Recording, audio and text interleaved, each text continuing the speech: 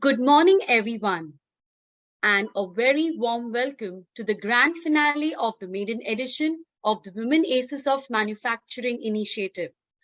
Presented by the Aditya Birla Group, the Women Aces of Manufacturing Conference and Awards Program 2022-23 is supported by association partner MITI NASSCOM Center of Excellence and by knowledge partners like CMTI, Central Manufacturing Technology Institute, Center for Industry 4.0 Lab, as well as the IIT Drishti Indore CPS Foundation. This initiative, which aims at celebrating women in manufacturing, is powered by Pro MFG Media. I'm very happy to share that besides the audience who have registered as delegate, this conference and award program is also being watched at many manufacturing plants as well as engineering institutes at IIT campuses. And why not? Besides the rich and stimulating content that we are sharing on this platform, we will also be giving away some exciting prizes to a number of lucky delegates. So stay with us right till the end. You won't want to miss anything today. With that, I would like to invite my colleague, Niranjan Mudholkar, the editorial director of Pro MFG Media, to share his opening remarks. Over to you, Niranjan. Thank you so much, Ramya. Friends, globally, the manufacturing industry is going through an unprecedented transformation in terms of the way it works. Convergence of technologies is enabling the industry to achieve its goals of productivity, sustainability, and innovation in a more efficient manner today. And at the core of this transformational journey is talent. And it is talent that drives competitiveness and profitability for manufacturing organizations. Ironically enough, the industry continues to face a huge shortfall in terms of availability of skilled employees, and yet a vast source of talent still remains untapped, which is women professionals. It is in this context that the Women Aces of Manufacturing program was launched in July 2022 with the aim of inspiring more women to join the industry and also to start a vigorous conversation about the way ahead. Of course, it is equally important for women to understand that they can also build fulfilling and meaningful careers in the manufacturing industry. So if the future of manufacturing has to be growth-oriented, it needs to be both diverse and inclusive. Thankfully, the world has started walking towards this future and boldly. The Women Aces of Manufacturing program presented by the Aditya Birla Group is a concrete step ahead in this direction. And thank you all for being a part of this wonderful initiative. Before moving ahead with the proceedings of the conference and awards program, we would like you to watch a quick video of about 2 minutes that crisply captures the journey so far. Can we play the video, please?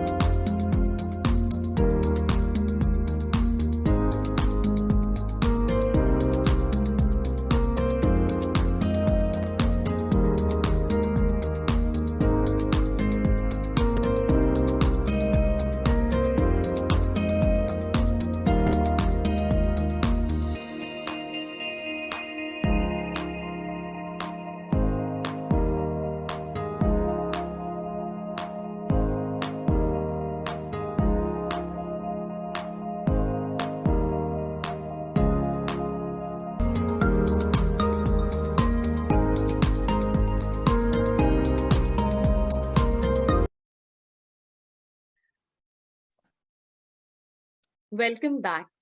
We hope you enjoyed that short but interesting video summarizing the journey of this initiative. Friends, the Women Aces of Manufacturing is a knowledge sharing platform that also deliberates on how and the why of encouraging more women professionals on shop floor. It is done through an exchange of ideas, insights, and information. So it is now time to move over to the first panel discussion of the day. The theme of this discussion is accelerating ahead, harnessing the power of a new age workforce for achieving manufacturing excellence. This panel will be moderated by another colleague of mine, Mr. Manish Kulkarni, the director of Pro MFG Media. Joining him will be three esteemed panelists, starting with Dr. S. Devarajan, Senior Vice President, Advanced Manufacturing, TVS Motor Company.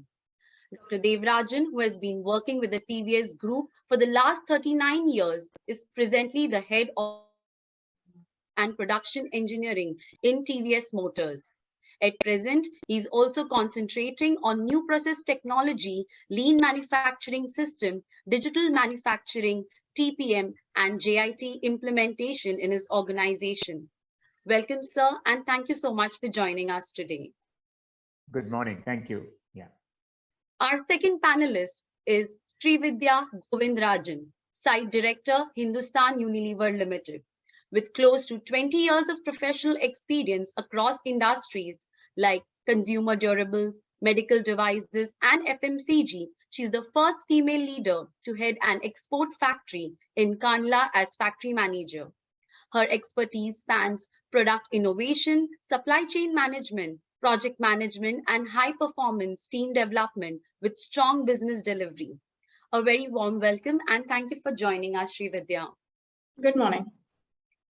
Our third panelist is Sinchana Nuji, Head Project Management Office from Deepak Group, currently heading the PMO for Group Projects Organization at Deepak Group. Sinchana holds a responsibility for project control, systems and processes, and governance. She has also been instrumental in the development and implementation of a project management system covering the entire gamut of activities across engineering, procurement, and construction. Thank you for joining us, Sinchana. And over to you, Manish. Thank you. Good morning. Good morning, Ramya. Thank you so much for the introductions and a great start, Niranjan. You kickstarted the summit proceedings brilliantly by summarizing the initiative of Women Aces of Manufacturing by Aditya Birla Group. It's a great privilege for me to be a moderator of this panel where my fellow panelists are esteemed panelists with huge amount of experience across sectors, and it's a good mix because Dr. Devarajan is from the automotive sector and Srividya from the FMCG, and we have the hardcore process industry, which is Deepak Group, represented by Sinchana. As India moves to the $5 trillion economy in next 3 to 4 to 5 years, the contribution of manufacturing is going to be very crucial and expected to touch more than $1 trillion in a very short time. And the contribution within that of the women workforce is also very, very crucial for us to grow and aim towards becoming one of the largest economies in the world. The theme of this particular panel is harnessing the power of new age workforce and for achieving manufacturing excellence. So when we talk about manufacturing excellence and harnessing power of the new age workforce, my first round of questions to all the panelists, starting with Dr. Devarajan and then Sinchana and then Srividya, is what comes to your mind when we say harnessing the power of new age workforce for manufacturing excellence? Dr. Devarajan. Yeah, good morning to everyone.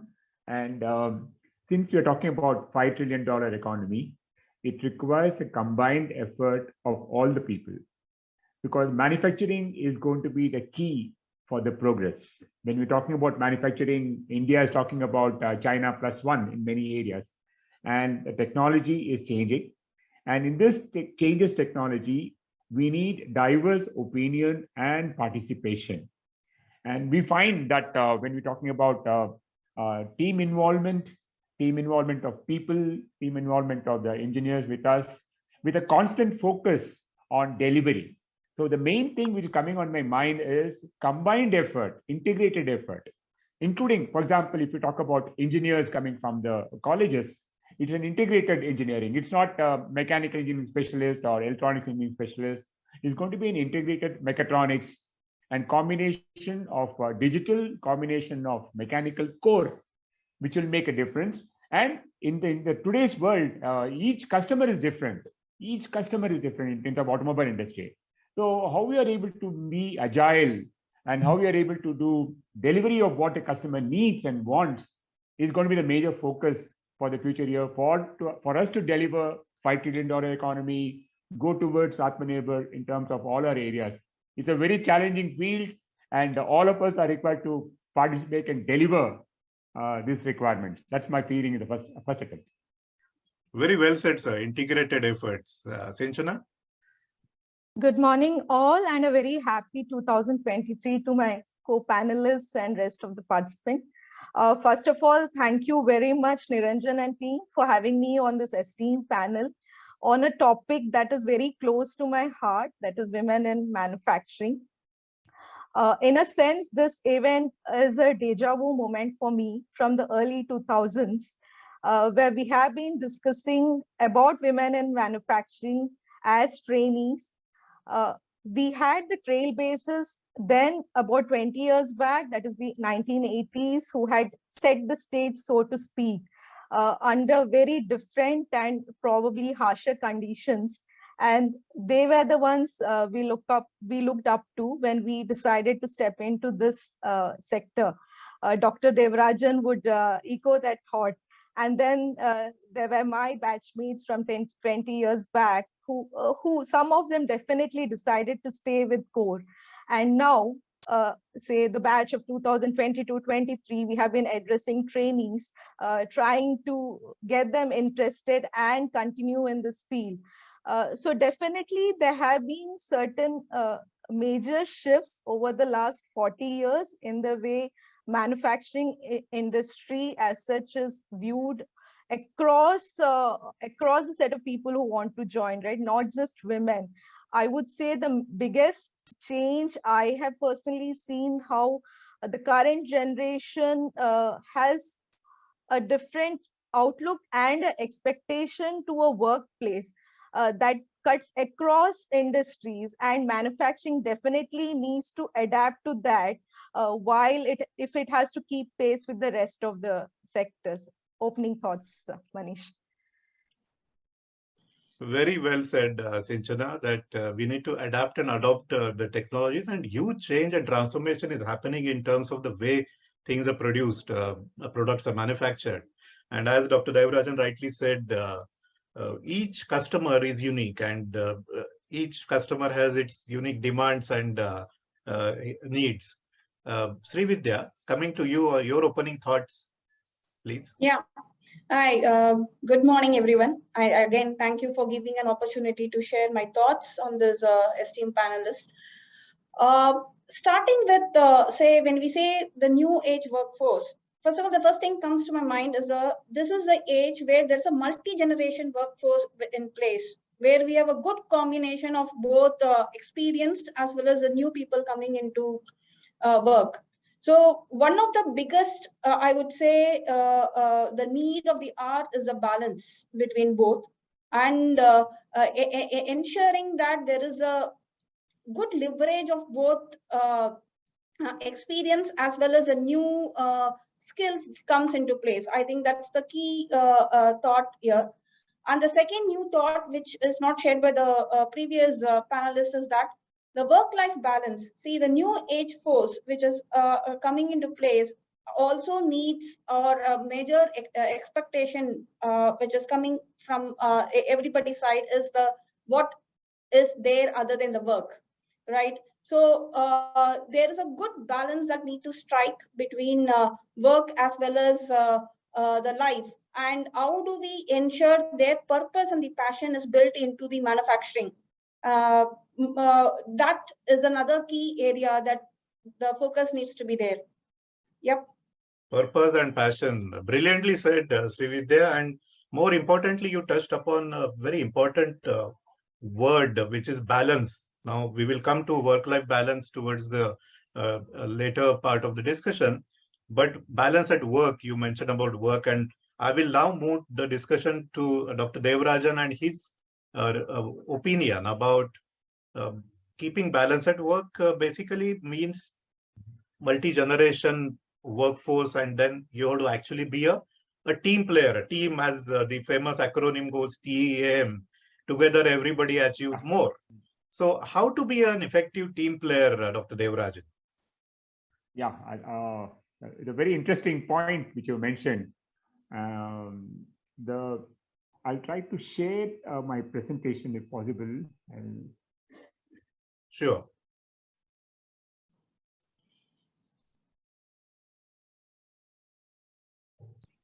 Meanwhile, let me also announce that there will be a lucky draw contest. All the participants and attendees are requested to stay back till the end. Are you able to share, sir? No, I'm trying to.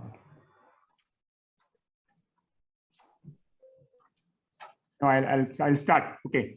Please. See, one thing is today's world is a competitive environment world. For the growing economy, we need to be competitive and for survival. And for this, the customer focus is going to be the key point. Customer focus, quality, and technology. In automobile industry, we are changing from QCD, quality, cost, delivery, to quality, cost, time.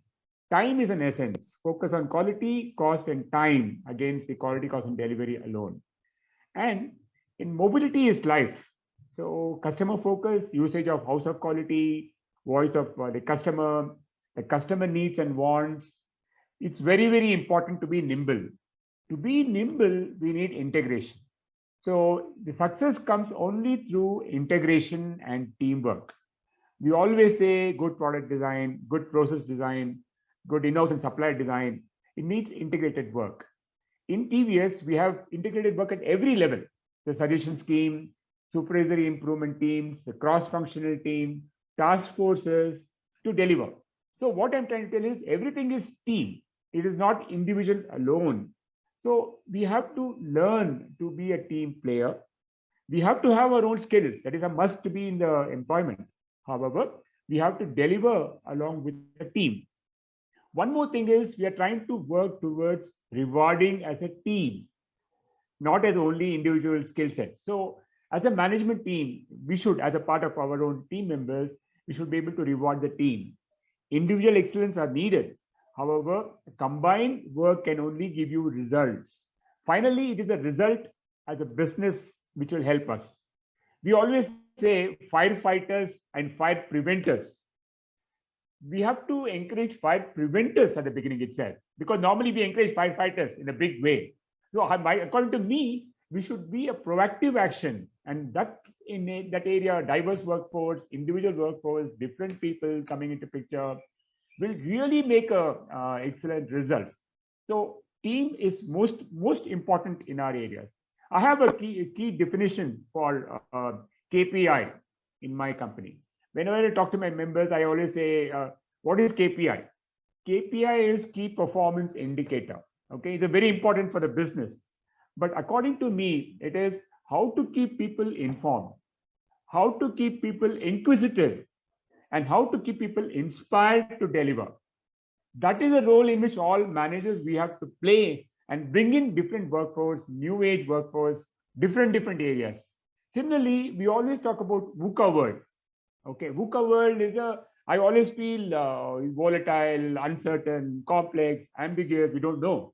But if you really twist to positive VUCA, volatile, V is volatile. If you say we change to value add, what actions we are taking as a team to add value. And in terms of uncertain, we have a lot of untapped potential of people. Are we tapping the untapped potential of our people? That's the second area. C is complex. change the thing towards positive. Are we customer focused? Because we are in business, because of customer. Customer can be an operator. Customer can be a salesperson. Customer can be a student if you are a professor. I'm just telling, it's a customer focus. And in terms of ambiguity, are we action oriented? Have we got digital areas into picture? Take decisions, go forward. That's the area in which I think there's a teamwork. We can deliver the results and see that we are progressing forward. So this is the area in which I feel the strength of a person is how good his strength is, how good he can deliver, and how can be an excellent team player so that the team and the company succeeds. Absolutely, being customer centric, and I love the way you twisted the VUCA definition in a very positive way. I mean, all these are valuable insights, and I'm quite sure that, like me, others have taken a lot. No, I always believe that it should be a positiveness and optimistic when you go forward. We know we have a lot of risks, but let us go forward when the things are changing. And that thing can happen only when you have a positive mindset. Today's world is about mindset, according to me. We have to change, we have to go forward. Absolutely, yeah. I'll come to Srividya on the very important things what Dr. Devarajan and you also mentioned about the diversity of multi-generational workforce, also the technology. I mean, Dr. Devarajan talked about diversity and delivery, and the third D is digital, and it has changed the way on the shop floor, also the connectivity between the shop floor and top floor. So a person, an engineer who is working, has to keep on learning and unlearning new technologies and adapt and adopt to suit the conditions on the shop floor. So it requires a lot of reskilling and upskilling. I would love to have your thoughts, Srividya, on how engineers and workforce can keep themselves upskilled and reskilled to stay relevant. Yeah. See, one of the key thing is with Industry 4.0 coming in, and the digitization is quite common across. There are a lot of changes that has come in terms of the skill ask itself. So as per the World Economic Forum, the skills which are currently there will not exist in the future. And what are the skills which is needed for 2025 need is still evolving. Right. So what does this mean is that we as a individual continuously need to unlearn, relearn, and upskill our overall potential as such. So the first key thing as an input which has come from the Industry 4.0, the major focus was on automation first. But now it's not just the automation, it's also about the data, the new fuel. How do you kind of make use of it and move more on digitizing process and integrating the entire system? Currently, if you see generally in a factory, if there is a end of automation, the overall end-to-end process systems will be isolated and the end of automation will be isolated. They don't interact with each other. But for the maximization of the overall impact to the end consumer, integrating the entire efforts is needed. So as Devarajan pointed out, there is no mechanical engineer, there is no electrical engineer, there is no computer science engineer. It's a combo which is the need of the hour. So that is what we can make the existing automation and digitization success. So how do we go about that? The first thing, as I said, is to unlearn. There are many things that we have learned seem to be working, like working in silos, functional groupings, that all needs to be unlearned, and we need to move towards what is called as an integrated team working, where there is no separate R&D or manufacturing or a delivery function. It is all combo as a consumer focused function, right? So that's the first point. The second is to relearn. There are certain things which are foundational basics, right, which will always remain. And without them, the working will not be possible, which is like basics of quality, basics of safety, basics of manufacturing, that will still remain, and that has to be relearned again with respect to the current current trends. And the last but not least is to upskilling. There are many new technologies which is coming in. Specifically, just to take an example, we are all very good at Excel. But right now, the Excel is now getting transformed to Power BI. Yeah, which actually intensely gives you a good visibility of the entire flow, which is just viewed as a table in Excel. So the continuous upskilling is also needed to make sure that we are capturing the trend of the digitization. Now, how do we harness the new age workforce? See, there are certain experiences-based decisions which is coming in. There are certain analytics and data-based decisions coming in. So this is where the experience and the new age skills gives a good combination. We need the overall rhythm of getting the experience at the same time that has to be mapped with the new skills, which will enhance the potential of the delivery. Yes, thank you, Srividya, for these valuable inputs. Sinchana, you have also yourself moved across different functions in the manufacturing sector, and it's a hardcore process industry where you work in. And how you have experienced the change of technology, and how you have yourself seen changes happening, and what are the best practices to be nimble and be agile in terms of the adoption? Yes, Manish. First, I'll pick up from where Srividya dropped off in terms of not being stuck up in your own silos. A while back, one of the seniors told me, "You're the chief silo breaker." So that's where we are, right? Especially in a role like project management, because this is a well-observed phenomenon that as soon as people get comfortable in their own departments or function, the outward look reduces. So it is a consistent effort to prevent that from happening, and you need to do it repeatedly. It doesn't happen that you run an event once and you stop. So that is something that is very, very keen for organizations to thrive.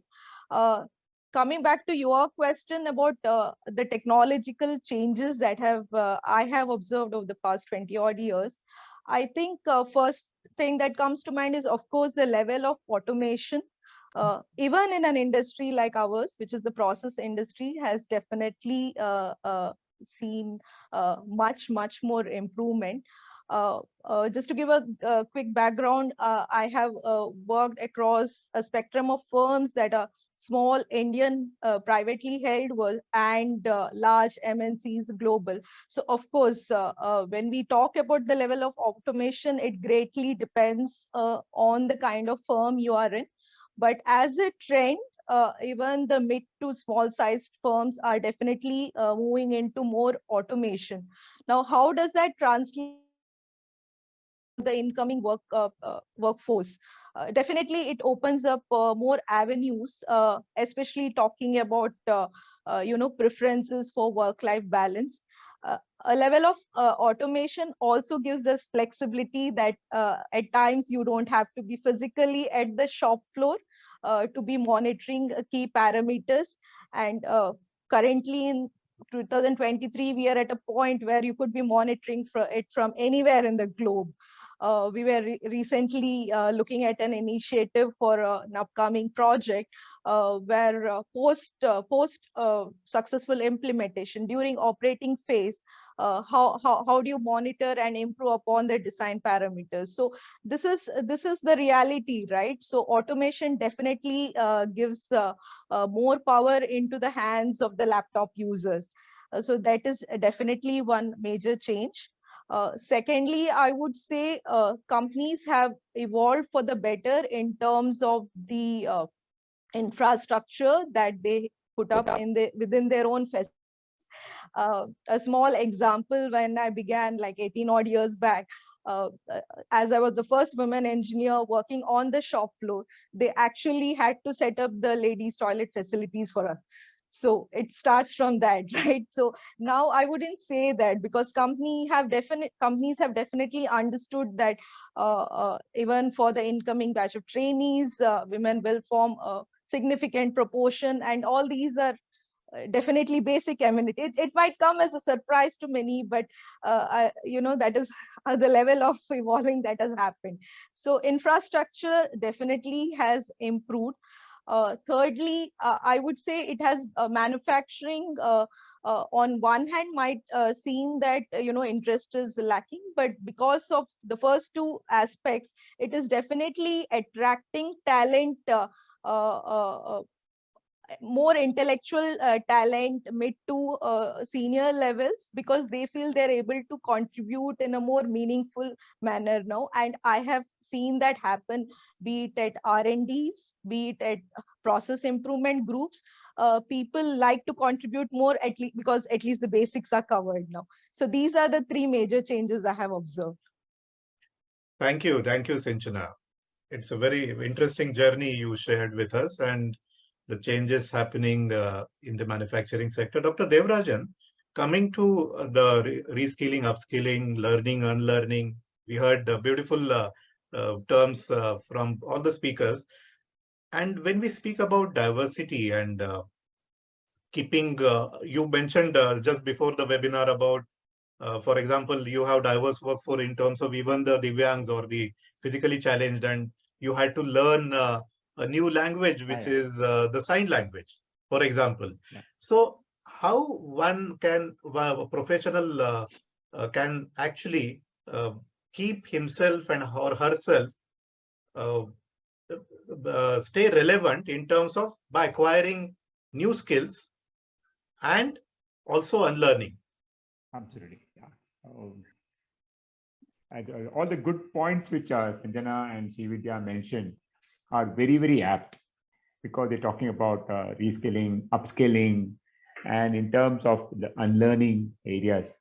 The most key things, I'll see whether I can share now.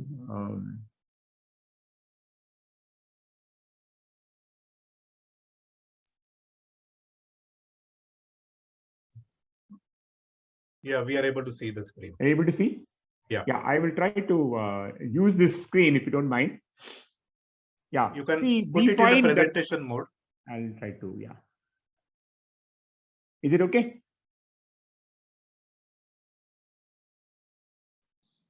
You're able to see? Yeah. Yes.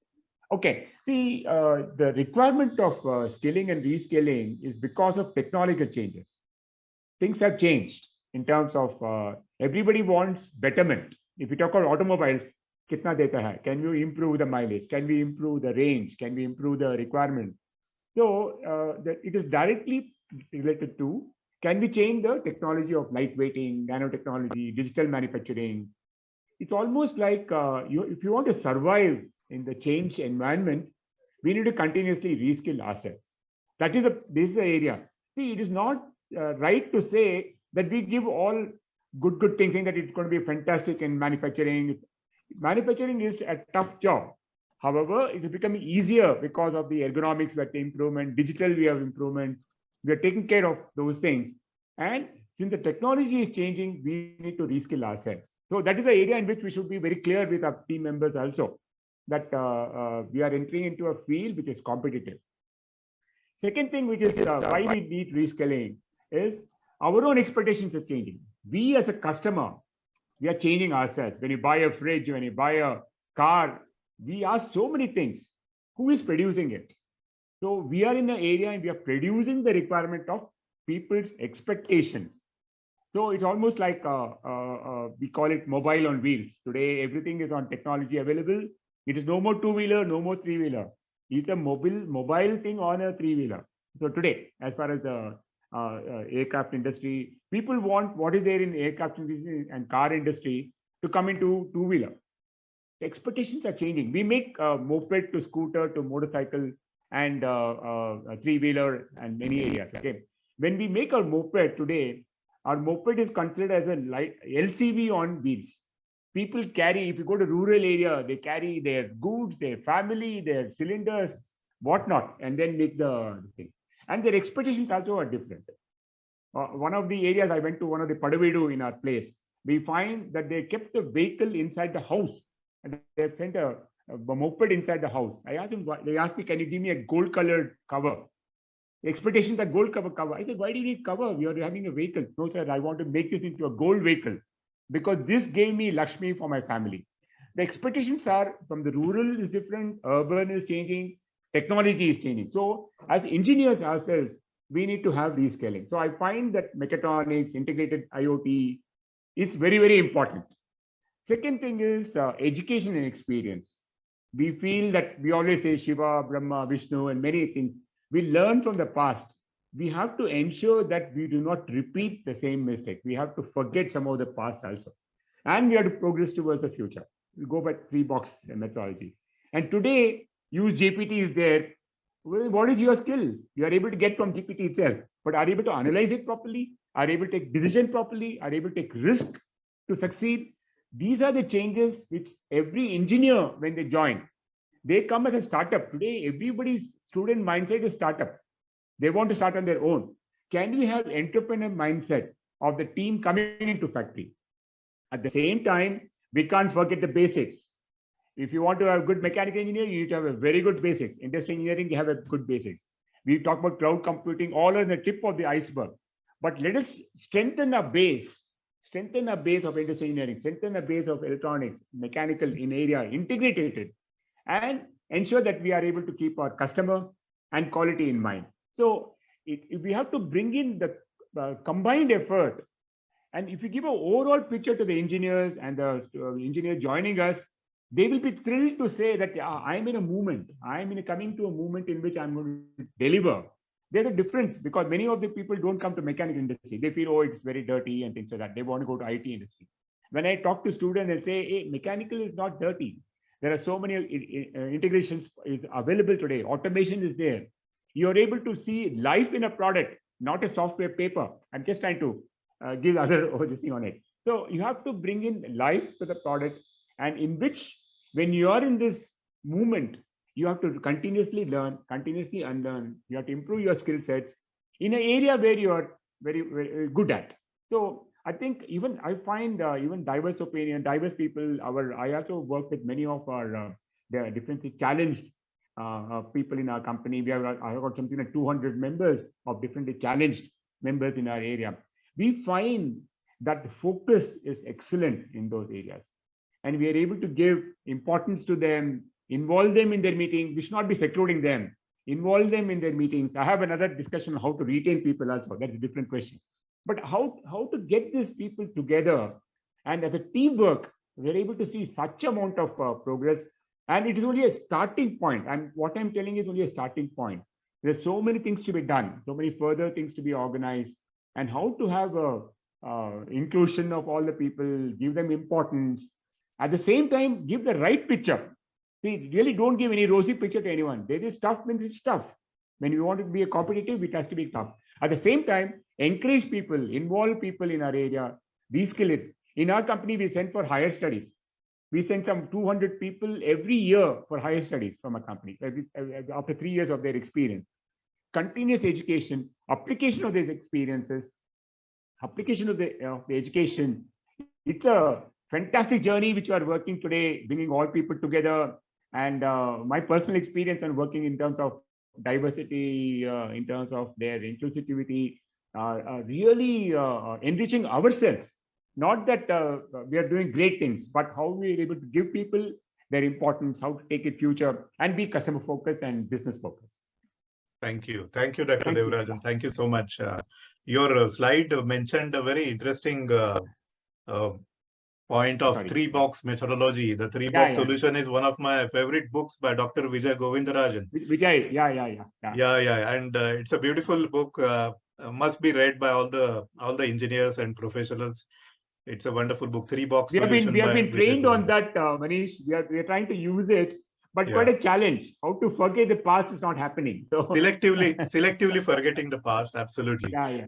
Sinchana, one thing which comes out is about teamwork and also about always willing to learn. One of the key success factors. When we talk about teamwork, especially your current role as a project management office, it's very important to connect and collaborate across different functions within the organization. Plus, you would also have the entire ecosystem, the value chain across which you will have to actually network and get things done. And as they say that your net worth is your network. So could you give some tips on your experiences on this? Absolutely, Manish. Connection and collaboration is the daily life of a project management person, right? So I'll just add 2 C's before and after to connect and collaborate. First, for context. So this is very important, right? For anybody in the organization. Context primarily is around what is the ecosystem you are in, what is your objective. I will explain this with an example. So in our case, our context is setting up chemical plants. The project is that, right? So a person who is in this context across any level needs to first be aligned to the context.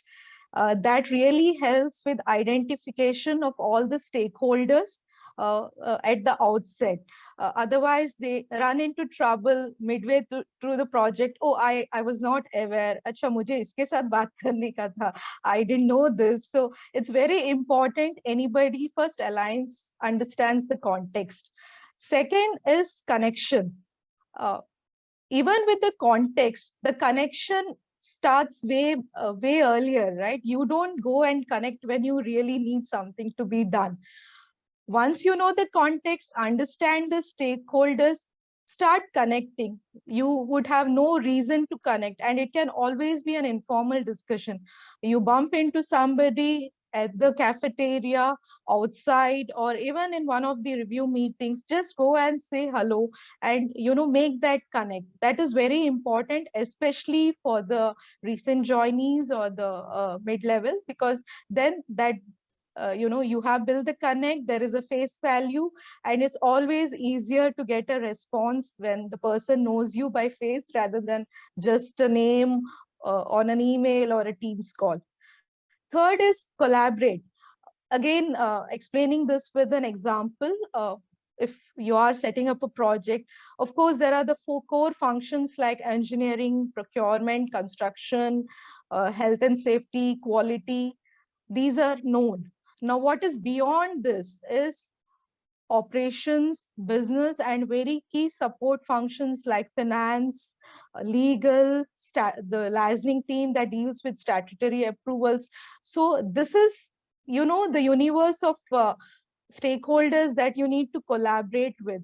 So again, collaboration is to be begun before you need to collaborate. But in terms of all the points mentioned earlier come into play here, right? How to be a good team player. When you collaborate, have a method to the madness. It is very important that every person who is in the team understands how they have contributed. So always give that back to them. Of course, collaboration is usually both as a short-term measure and a longer term, but especially when you meet the short-term milestones, make it a point that you acknowledge. Now, the 4th C, which is the most important, continue. Once you have collaborated, achieved something, please do not forget. Continue with the relationship, because even if the larger project is done, you are out of that project. You never know when you need to be in at least part of the team for some other initiative, some other project. Always continue, make it a lifelong journey. So this is how I would look at it, Manish. Thank you. Very well said. The 4 C's, and I would add one more C is always be curious. So your curiosity will allow you to keep your mind open and learn. Always learning attitude. We have about 10 minutes of time. So I will start with a question on work-life balance to Srividya, on your views on how effectively one can achieve this, because this is a very difficult thing to achieve. Many people struggle. So what are the best ways to keep a work-life balance? Yeah. And especially for a woman professional, yeah. Yeah, so I would like to start with my own story. So after say college, and I joined my first company, which is in Samtel in Ghaziabad. Yeah.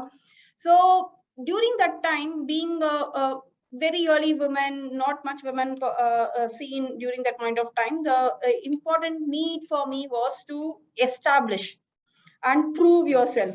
So naturally, it came putting lot of hours, right? And I was after 2 years, I got married, and even I have to prove, because I still am competing with the people with the male workforce, who that time the performance is like how many hours you put, right? And how flexibly you are available. And specifically, I was dealing with building missions, commissioning it in the plant. So at any point of time, you are supposed to be available there. So that's how I started. And during that point of time, the basic need for me is to prove and establish that you are a person who can do things. And when I've seen the change, the transformation. So once that establishment is done, now as I move on, right now the things are like, especially at this moment, work-life balance is the first thing which is talked about to a woman, like how you are placed in a company like Unilever. That's something which is has to be mandated for the people like us, and the flexibility is inbuilt. So I see through the transformation that has happened. The first place where you need to kind of, I started improving myself to the place where it is given, right? So the important key message that I want to give is that you don't need to, right at this age or in this period, there is no one to force you to work. It is your choice to work and how you're putting it. What is expected is a performance in terms of output, not in terms of time. Yeah. So that first the individual needs to understand. And I think work-life balance, the first reason to get that balance, or the first person is self. That is how I would start with. If that idea is there and you are able to articulate it well to your managers, I think in today's new world, all the organizations are well supportive for a flexible working, or and to help you achieve your well-being as well as a work-life balance. And the second point which I would like to bring is majority of the place where we lose is in the new world of collaboration and networking. A lot more time gets caught up in this networking and collaboration, whereas a focused time for self is something where is after working hours. That's a concept which is evolving very rapidly. So now it is again the self-discipline which comes into place, where you, in the 8 hours of your working life, you still have your focused area which is built into that working time, which will help you to multiply your performance, at the same time provide a sufficient time for your collaboration and networking. And the last but not least, I would also like to add is that right now it is about availability. Yeah. And there is no strict ask that I have to work only for 8 hours. It is about what is comfortable for you, what is working for you very well. So as a working woman, as well as a mother, I do kind of get my emails get sorted in the morning, 6 o'clock to 7 o'clock, because I find it very comfortable, and it gives a good start for me for the day ahead and plan things. In between, in 12 to 1, I do kind of take a break to provide lunch to my kids. So that's how you need to plan. So it is, the flexibility is within you. So the last key message for me more. Yeah, thank you, Srividya. A quick comment from Sinchana on this topic, please. Yeah, work-life balance, of course, involves both parties, right? First, I think Srividya has explained this beautifully in terms of self, how you bring about that balance. Second aspect is from the companies themselves. I believe with the changing trend, even in manufacturing, especially 2 or 3 areas like corporates, maybe FMCGs, and certain manufacturing flows which have a high level of automation, definitely companies can explore policies that have a balance, even if it's a minor portion of work from home, that definitely acts as a cherry on top of the cake, right, in terms of attracting and retaining talent. And I would like to say that I'm a strong proponent that no bias in terms of women or men, right? From what we see around us, when equally need that flexibility. I am delighted to see the, the level of involvement a lot of men have with, raising their kids. And of course, the women at a certain point, especially, very early stages of childhood, need to give more time. But when they're slightly grown up, I see men also need that flexibility in terms of, taking their kids to school or giving them some, tips on education, all that. So I think it's very important that companies start looking at policies, even in manufacturing, where there is a slight blend of work from home that definitely helps. And of course, there are certainly areas or larger departments where this is doable. Yeah. Thank you, Sinchana. We have received a number of questions from the audience, live questions, as well as we have received several questions while doing the registrations, and there are very interesting questions. Due to paucity of time, we won't be able to answer them here, but we shall take them offline. A quick comment from you, Dr. Devarajan, on work-life balance, and then I'll move to my last question, which will be a quick comment from each one of you. Yeah. Work-life balance is, what Sanjana did mention, is applicable for both, in terms of both women and for the men in the areas. We have also encouraged flexible hours. We have also encouraged people to work from home in terms of, along with the discussion with their managers. And since many of the work in terms of the activities inside the factory are automated, there are many areas it can be monitored and imparted from home also. So I think there's a lot of change happening in the manufacturing industry as a whole, which will definitely help in improving the life at work and the work-life balance too. Because it is also important to say how you're liked in the work which you're doing, and the passion in which you're doing at the work, and then the work-life balance which will add to what can be done at home. So I think it is a combined effort. One thing I found is recognition everywhere is going to be the key. Recognition at work, recognition at home, in both sides is very, very important. Respect for people in which they're doing. I think this has been understood very well today in the entire the new age. It's definitely understood, and we need to harness that. Industry should harness it. It is not the number of hours you see a person in the factory. It is a deliverable which is a combined effort of both the men and women which are supposed to deliver. So I think it's important to consider how you like the work, at the passion or work which you're doing. At the same time, how you are able to do the work-life balance, which is also 80% at work, 20% at home. I think it's a combination of both, according to me.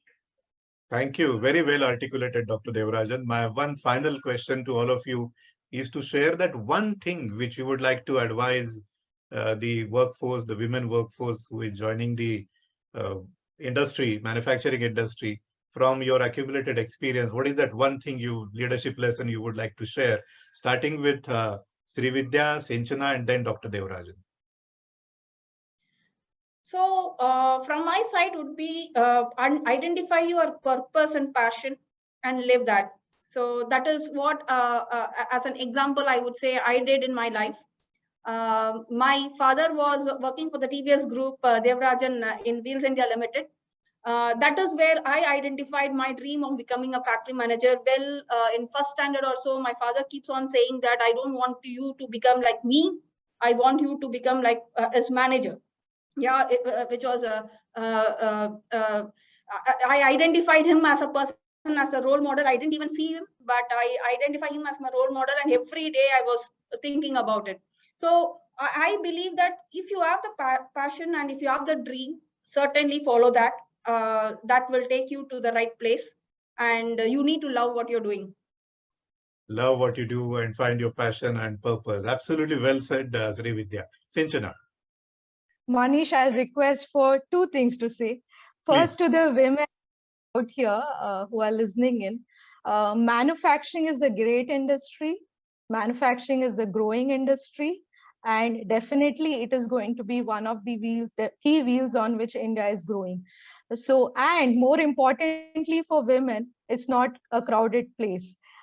So if you are comparing against sectors like certain services where you see up to 70-80% women, be it the IT related, where there may be 50-60%, manufacturing is still hovering around 10-20%. It varies depending on the subsector, but broadly it is still very, very less crowded for women. So if you are very talented, if you are very hardworking and you have the passion and purpose, you have much more space to grow here.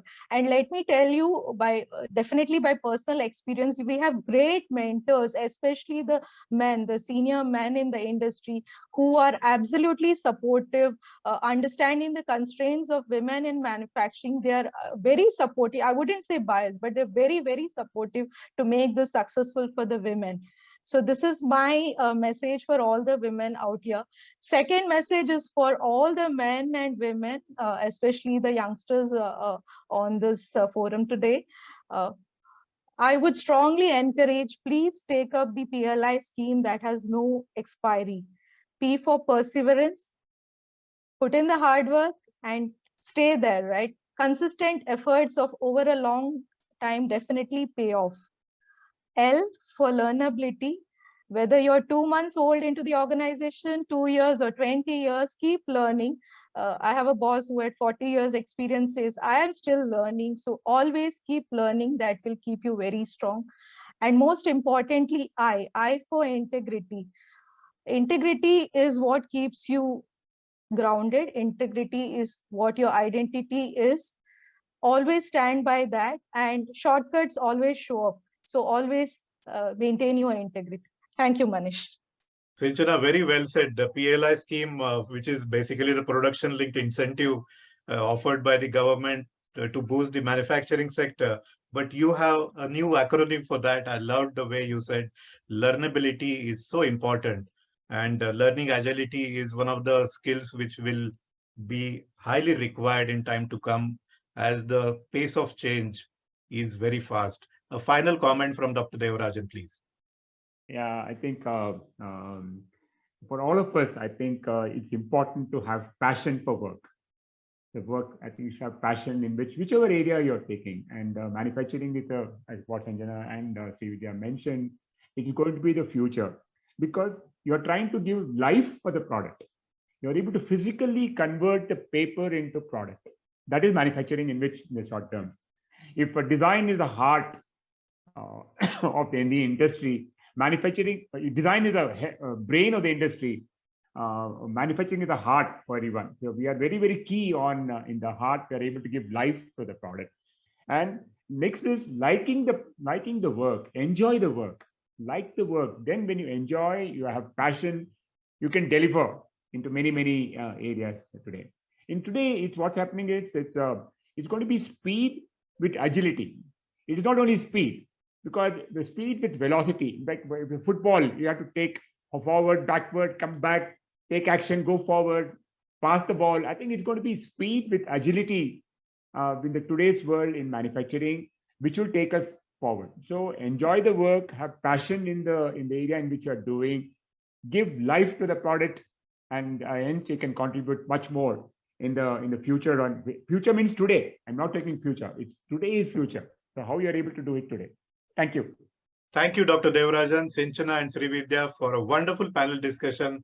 There were huge takeaways, and I'm sure that the audience has enjoyed. We'll take the other questions offline. I now hand it back to my colleague Ramya to take over the proceedings. Thank you. Thank you, Manish.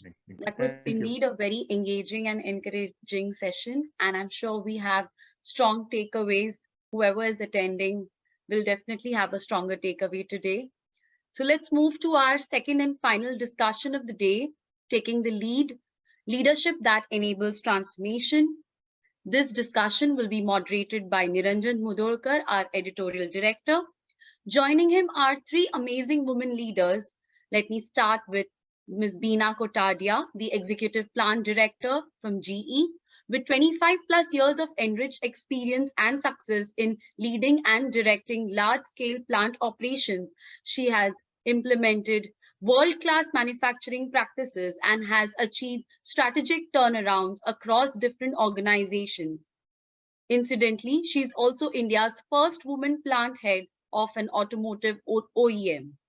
Welcome, Ms. Beena, and thank you for joining us. Thank you. Our second panelist is Jyoti Bhakta, Head of Process and Standards, Continental. With over 28 years of experience in the automotive industry, Jyoti brings to the table a rich understanding and knowledge of automotive manufacturing and operations. She has undergone certification as ISO lead auditor and certified internal auditor across Indian locations for quality, environment, safety and health, energy and laboratory management system. Welcome on board, Jyoti.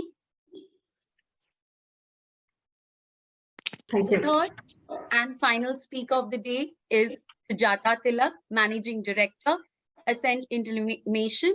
Sujata is a thought leader and a recognized expert in industrial Internet of Things as well as convergence of IT and OT.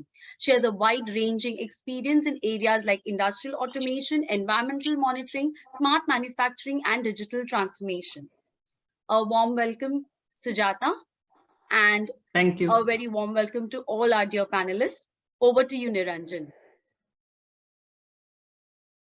Thank you so much, Ramya, once again. And indeed, it is a pleasure and privilege to host these three leading women. I call them leading women because they're all leaders in their own right. I was discussing this panel discussion like I always do with my daughter. And she shared a very wonderful quote with me. She said, "Dad, start your panel discussion with this quote." She quoted Geraldine Ferraro, who was the first vice presidential nominee in the US government. And she said, "Some leaders are born women." You know, we often talk about leaders in different capacities, and we often assume that a leader will always be a man. But she said it is not necessary that way. Some leaders can also be women. And that is the talking point of our panel discussion here. When we talk about words like empowerment, equality, excellence, these are very big words. These words come with a lot of responsibility. We often use them very lightly, but it is the leaders who really understand these words. So, Beena, I'd like to start the dialogue with you. As a woman leader, what has been your experience working with the Indian manufacturing industry in the context of, diversity, inclusivity, and getting more women on board? So, Niranjan, I think it's a really good quote what you actually talked about. And it's important that we should not be biased. I mean, leader can be anyone. It can be a man, it can be a woman, but it's all important about that how that leader is driving their organizations and many other things, right? So when I talked about women in manufacturing, I mean, I can tell you one thing very sure, that the dynamic has been changed a lot. And in some cases nowadays, we have been seeing that in manufacturing and industrial sectors, people have started to accept the women. And that's the best thing. If we see over the last 5 years of our journey in India also, we have made a significant progress in the manufacturing industry. And thanks to you all who are been actually arranging this kind of events, which is also helping many of the women to learn from many of the leaders that what they can do differently in a better way.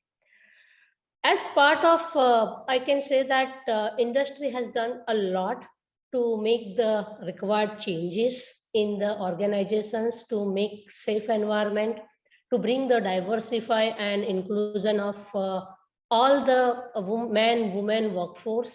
And it is important that we strive those things. And that's what's in my last 25 years of the journey I have been seeing. When I was started in mechanical engineering, I have been told in my college that I'm choosing the wrong field. But I was having the interest and I was looking forward to make my career in manufacturing. So it was difficult at that time to, have acceptance to get in that particular field, join to the organization. But believe me, when I joined to the organizations, I have been got all kind of supports. I have been never felt that I am unsafe. All the safeties has been taken care. I have been always been given all kind of opportunities. But it's also important that how we also develop our competencies and talents. So yes, there are stereotypes, there are bias, but it has to be broken by us also as a woman, and it also has to be supported by men. So more than I can say that man and woman, we should actually improve our competency and skills. Nowadays, like modern manufacturing, we have been seeing huge fundamental transformation. So many rapid technologies are coming up, and this changes actually helping to both the genders. Because initially, I mean, it was in manufacturing industry that it's a heavy job, that is difficult for ergonomics also. Those things has been gone out. Now, actually, the way we actually coming up with the technology and the digital manufacturing, it's helping to both the genders. And that is actually creating more jobs for male and female. But we all need to break the mindset that this job can be done by man or this job can be done by woman. It's about anyone can able to do that job. It is about you should have that skill set, you should improve that skill set, and you need to go further. I mean, I can tell you in my journey also, when I have been many mentors, and all the mentors were male mentors, and they actually helped me to leverage my leadership skill till now here. I'm not saying that I was not having the difficulties. Yes, all challenges I faced, I think men also face in the same way. It's about how you can learn along your journey. It's about how you improve in your skill sets. It's about how you take a feedback and collaborate with the people. And that's called actually a more important to have work together with the all kind of genders. So these things actually help me. So when I become a plant director, 4,000 plus workforce, almost all male, it was not easy to leading that position. I mean, I could see in the eyes of the people that there is little bit less acceptance. And breaking that, I mean, I have been, when I work with them, with my all the supports, help, my tools, which I have been used, or which I have been learned across my journey, then they actually feel comfortable that no, there is something different is having in this lady, and that's why she is leader. It's not about a woman or it's not about man. So it's important that, you know, we keep confidence and perseverance. We should have courage, and we should have a strong mindset that I need to do this, and how I can acquire this skill so that we can improve. Otherwise, I mean, as part of organization, I think numbers of organizations are doing very good job. You see many of the organizations nowadays, 40% diversity, 50% diversities we see. The important thing is that now how they can leverage as a leaders, because we see that there is an entrance level, we have many women, but we'll see the less leaders in the overall role when we come up as a leadership role. And that's where I will say that not only organizations, but the person herself, himself also need to work upon. Organization also need to be supportive for the all kind of coaching and mentorings with the right trainings. But it is also important that we get supports from our home, because the mindset starts from home. When we say the diversify and inclusion, it needs to be from our home. So we need to respect every gender starting from our home. We should not be by first getting that what daughters should do and what sons should be doing. It should be the both equal responsibility. And I have been get supported very well with my parent-in-laws, my parents, my husband, and my kids. So the support comes from home also. So when we say that it is a tough environment in the manufacturing, it's actually, I can say that a lot has been done by organization, but we also need to be doing ourselves a lot to come up in a better way. Thank you, That's what Bina I ji. like to say. Thank you. You have very comprehensively covered the subject, I think, and you touched upon all the key aspects, including the home front as well as the workforce and even society. The most important thing that you mentioned that it is not about the gender, it is about breaking the biases, breaking the barriers, and improving your own skill sets. Yep. That is what is the key to growing in this industry. Now, I'd like to come to our next speaker, Jyoti. Jyoti, what are your thoughts in terms of diversity and inclusivity in the manufacturing industry? Yeah, good morning, everyone. I thank our corporate team and Mr. Niranjan for providing me an opportunity to be in this panel. I really feel very proud to be a part of this celebration wherein the women achievers are really recognized and awarded. As Beena mentioned, even I have started my career way back in 90s. And I experienced that working in manufacturing is really very challenging, but at the same time, it is very exciting. Yeah. With around 20 years of my journey in manufacturing segment, still I feel that women are really hesitating to join manufacturing industry. This may be because of a lack of strong diversity policy, maybe the inflexible work arrangements, non-inclusive workplaces. However, the women has to think that the days are really changing, and there are a lot of initiatives are taken on these aspects by corporates to empower women in manufacturing segments. Being a woman, I strongly feel that women are known for their commitment and dedication, whatever they do. So, but why not in manufacturing? I ask these questions to all our women employees. Yeah, think about it.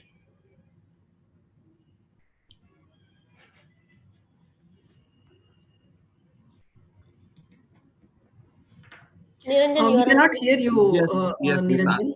I have unmuted myself. Thank you so much, Jyoti, for your quick comments there. Good Yes, point of view. I think if women can do it in the other segments, why not in the manufacturing? Very definitely. important, very relevant thought there. Sujata, I'd like to come to you.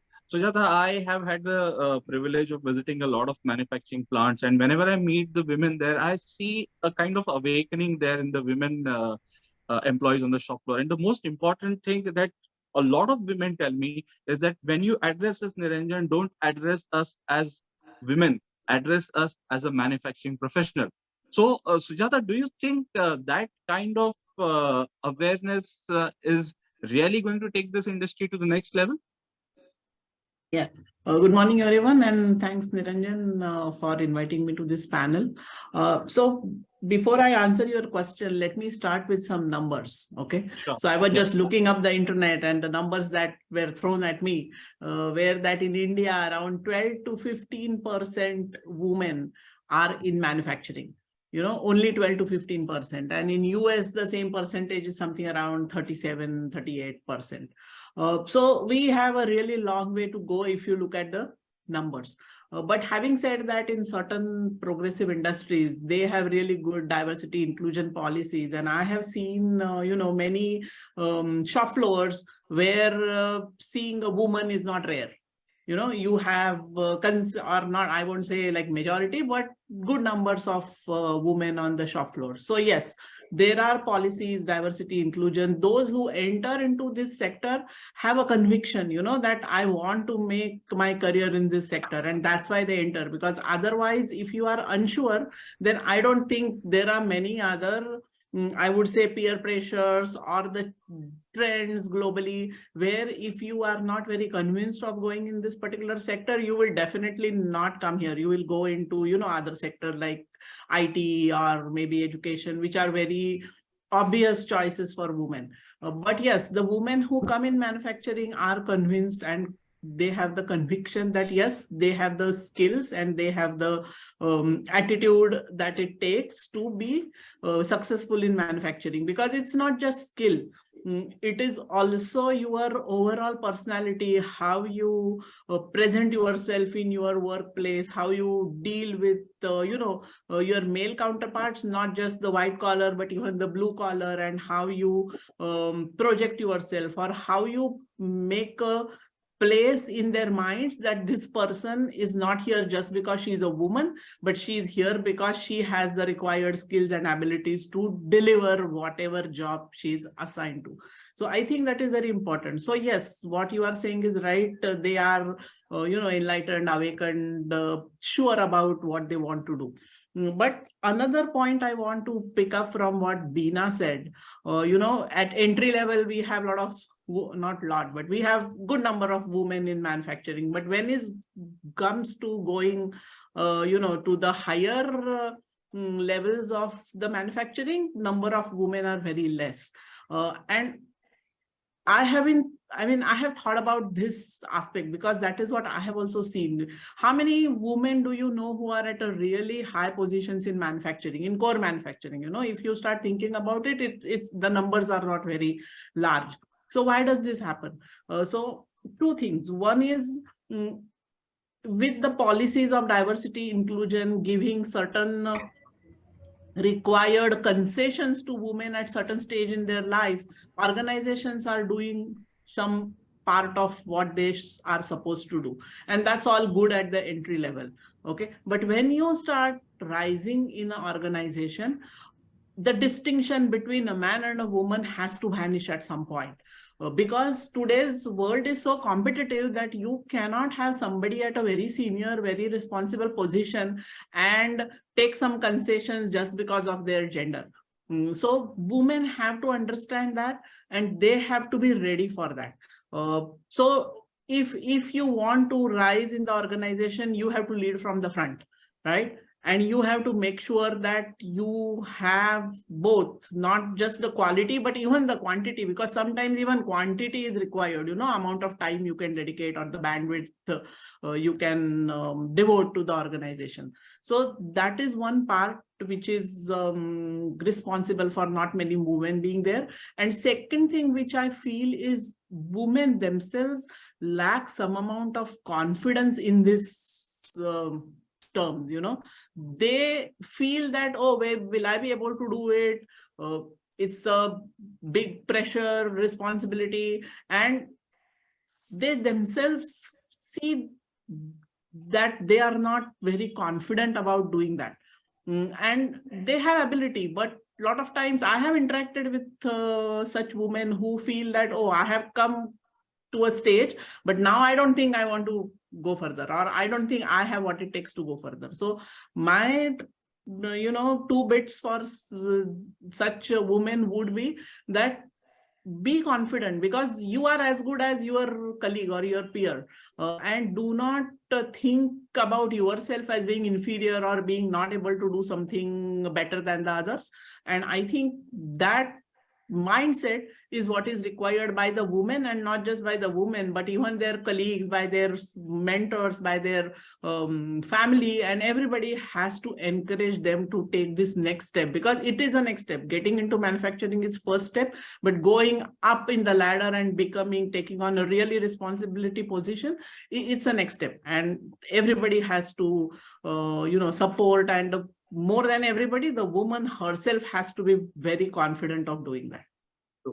True.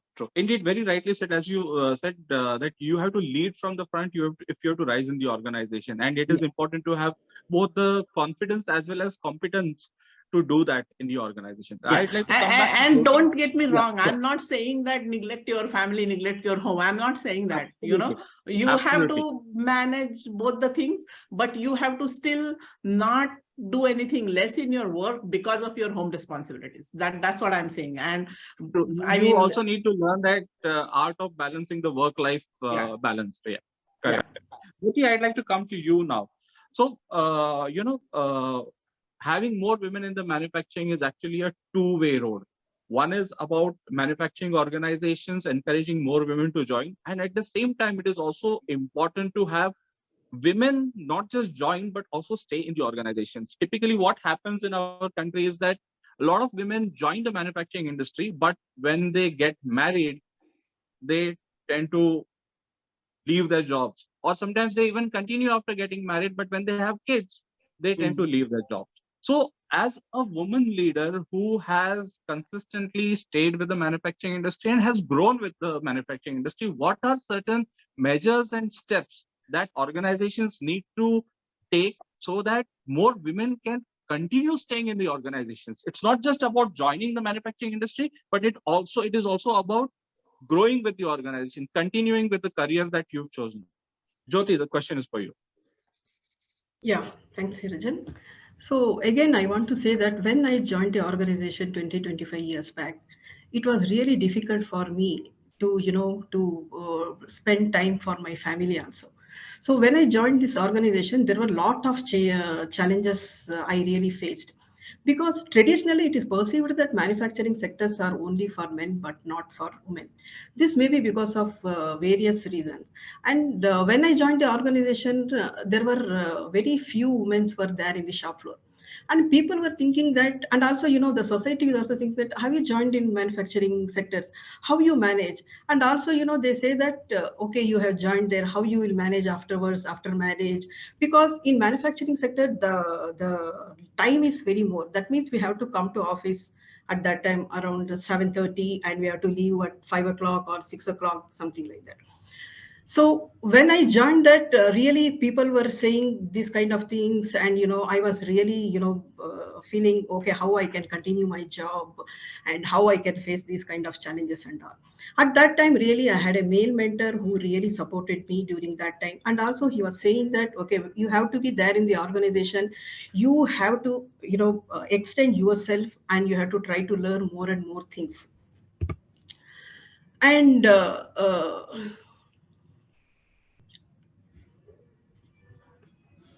Yeah, carry on. You're talking about the role of the mentor. yes. Sorry, I think there is some glitches in the. No, we can hear you and see you properly. Not to worry. Okay, sorry. Yeah.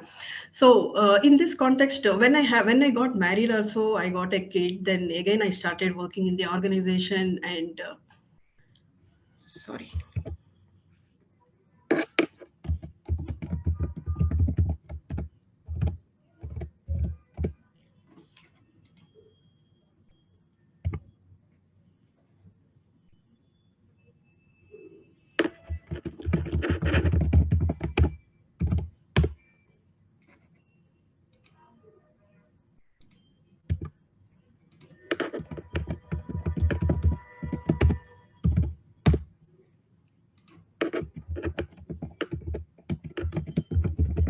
I think Jyoti may be having certain technical glitches, so we will come back to her when she is back. In the meanwhile, I'd like to carry forward the question once again to Beena. Beena, I want to ask the same question to you. You've been the plant director for a long time. You handle more than 4,000 people under you. And when you look at this workforce, you don't look at them as men and women. But the most important aspect for you is ensure that they do their work rightly and they continue working with you. So what are certain steps that you are taking as a plant leader to ensure that your workforce continues to stay with you? Yeah, Niranjan, see, always. Can we please spotlight Beena for this? Hello? Niranjan, can you hear me? Yes. Yeah, okay. So Niranjan, as you mentioned, it's always important that how we encourage our team and we develop them in a better way. Right. As leader, we always understand that what are the strengths of my team and what are the opportunities of improvement. So we always require to make their development and growth plan. And some of the things actually done by coaching and training, many of the candid feedback and discussions which we require to do. And candid feedback is very, very important because it's not easy to take the feedback. I've always been seen in my complete journey, when we give the good feedback, people like it. But when we will give them a hard or tough feedback, it is not that easy for the acceptance. But once people start to understand that perspective, then it becomes easy for that particular persons to perform very well. So it's important that we always give time to the people as a leader. we need to be approachable, and we need to have a good kind of development and growth plan for them, which should help them very well. Recognition comes most. It should have a good recognition policies. Nowadays, most of the organization follows, and that's where we need to be going through with every time such kind of awards, which should actually help them to enable their skills further. We also need to work with them that how they can improve in their skills, and that's where the again coaching and training part come over. And those things actually helps to retain the workforce. And as I said earlier also, it's not about man and woman. We need to retain everyone because it's about skill and the talents which we want to be. So we have to work with their competencies. And that is where actually we need to support them. We need to identify what we need to doing with all the individual high potential candidate. And we also need to be seeing that where are our people who are not performing well and how we can help them with the performance improvement plan. So those are the things helps team to understand in a very well. And when Sujata was talking about, I was hearing, I mean, when she was saying, you know, it's not about man, woman, it's about how you can devote your time with your interest. If you have an interest in your work, you have to give the quality and quantity of life, because then and then only you can actually able to do those things. You have to come out from the comfort zone. And as Sujata said, you know, sometimes women says that, you know, I only want to do up to this. I can't go beyond this. You have to come out from the comfort zone, and it's man and woman both. If you try to put across circle around you that I need to do only this, then you will never able to take the leadership position. So learn along the way, what are your competencies and skills you need to improve. Take a candid feedback. Change is desired. We need to understand that we need to change in ourselves. It's not that somebody else will change. We always try to give the excuses by saying that that person has not done that, this person has not done that, rather than we understand that how we work with them, how we collaborate with them, and what change I bring in my work style and my leadership approach, that actually helps to enable more and more leaders in the organization. So I will also say that be bold and clear what you are striving for your career. And as all have mentioned, we must have one mentor who can actually champion and advocate, because mentor give impartial feedback to us that this is where you need to improve. And that feedback becomes a little bit easy also. When boss give the feedback, it's hard. When our counterpart is giving the feedback, it's hard. But when mentor gives us a feedback, it becomes a little bit easy to digest and improve upon. So that is what I would like to work with my team. And I will always say that be approachable as a leader, go with them, help them in enabling their works, what they want to do. And I think they supports very well. Well said. I think the way you started off your point is very important. You said that as a leader, it is necessary to identify strengths and areas of improvement. I appreciate the fact that you did not use the word weakness. You said areas of improvement. And the other very important point that you mentioned is that it is important to give and take feedback very constructively and set your goals. And set your goals in such a way that they're not just within your comfort zone, but they're also aspirational. That is how you will grow in the manufacturing industry, irrespective of your gender, whether you're a man or a woman. Sujata, I'd like to come back to you for the next question. We are living in a very dynamic era, you know, we call it the VUCA world. It's very volatile, uncertain, complex, and ambiguous. In this scenario, the role of the leader is extremely important, because a leader just has not to look inside the organization, but also outside the organization and bring about a balance. So what are your ideas about dealing with this kind of scenario as a leader? How do you deal with change? How do you deal with crisis? And at the same time, ensure that the business goals are achieved? Yeah. Sujata. Yeah, sure. Yes, this is a very important aspect. Change management, dealing with crisis, it's very important. And at such times, a leader has to take the responsibility. Like I always keep telling people that, you know, the success is for the entire team, but the failure is of the leader.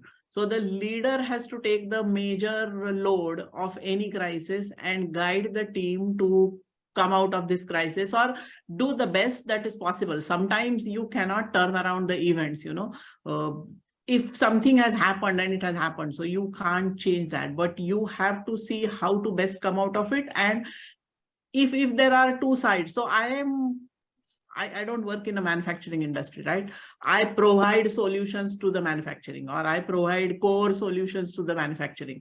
So I go there as a supplier, I go there as a solution provider. And in that role, it is even more difficult, because to your own teams, the manufacturing companies could be a little bit more considerate, lenient, and so on. But to a vendor, it's a complete, hard this thing. And I'm not saying they don't understand or anything, but well, you know how it is, right? So if something has happened, if there is a crisis, because I provide a solution which runs on their shop floor, which runs on their machines, and sometimes it could happen that maybe the production was down because there was some glitch in the solution, and 10 minutes they lost of the production, as an example, right? So in this is the crisis, or in such cases, we have to ensure that we are doing whatever it takes to start their production first, before anything else happens. So this is just one example, but this kind of crisis, sometimes it is very important to accept the mistake, and then work with your team to find out what is the solution, and more importantly, what can you do to ensure that it never happens again. Those kind of things. So this is about handling the change management. At the same time, you have to be also clear about the scope, the boundaries, and so on.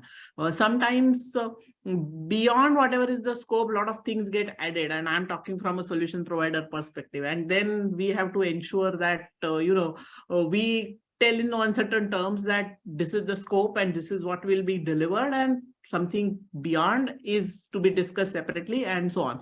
And this is not just between a vendor and a employee in a customer relationship. Even within a team, whatever is your role, you have to ensure that you can go sideways, you can help other people. But if everything starts piling on you, then you have to ensure that you are very firm about what is your job and what is not your job. So this kind of management has to be done by everybody in their role, man or woman.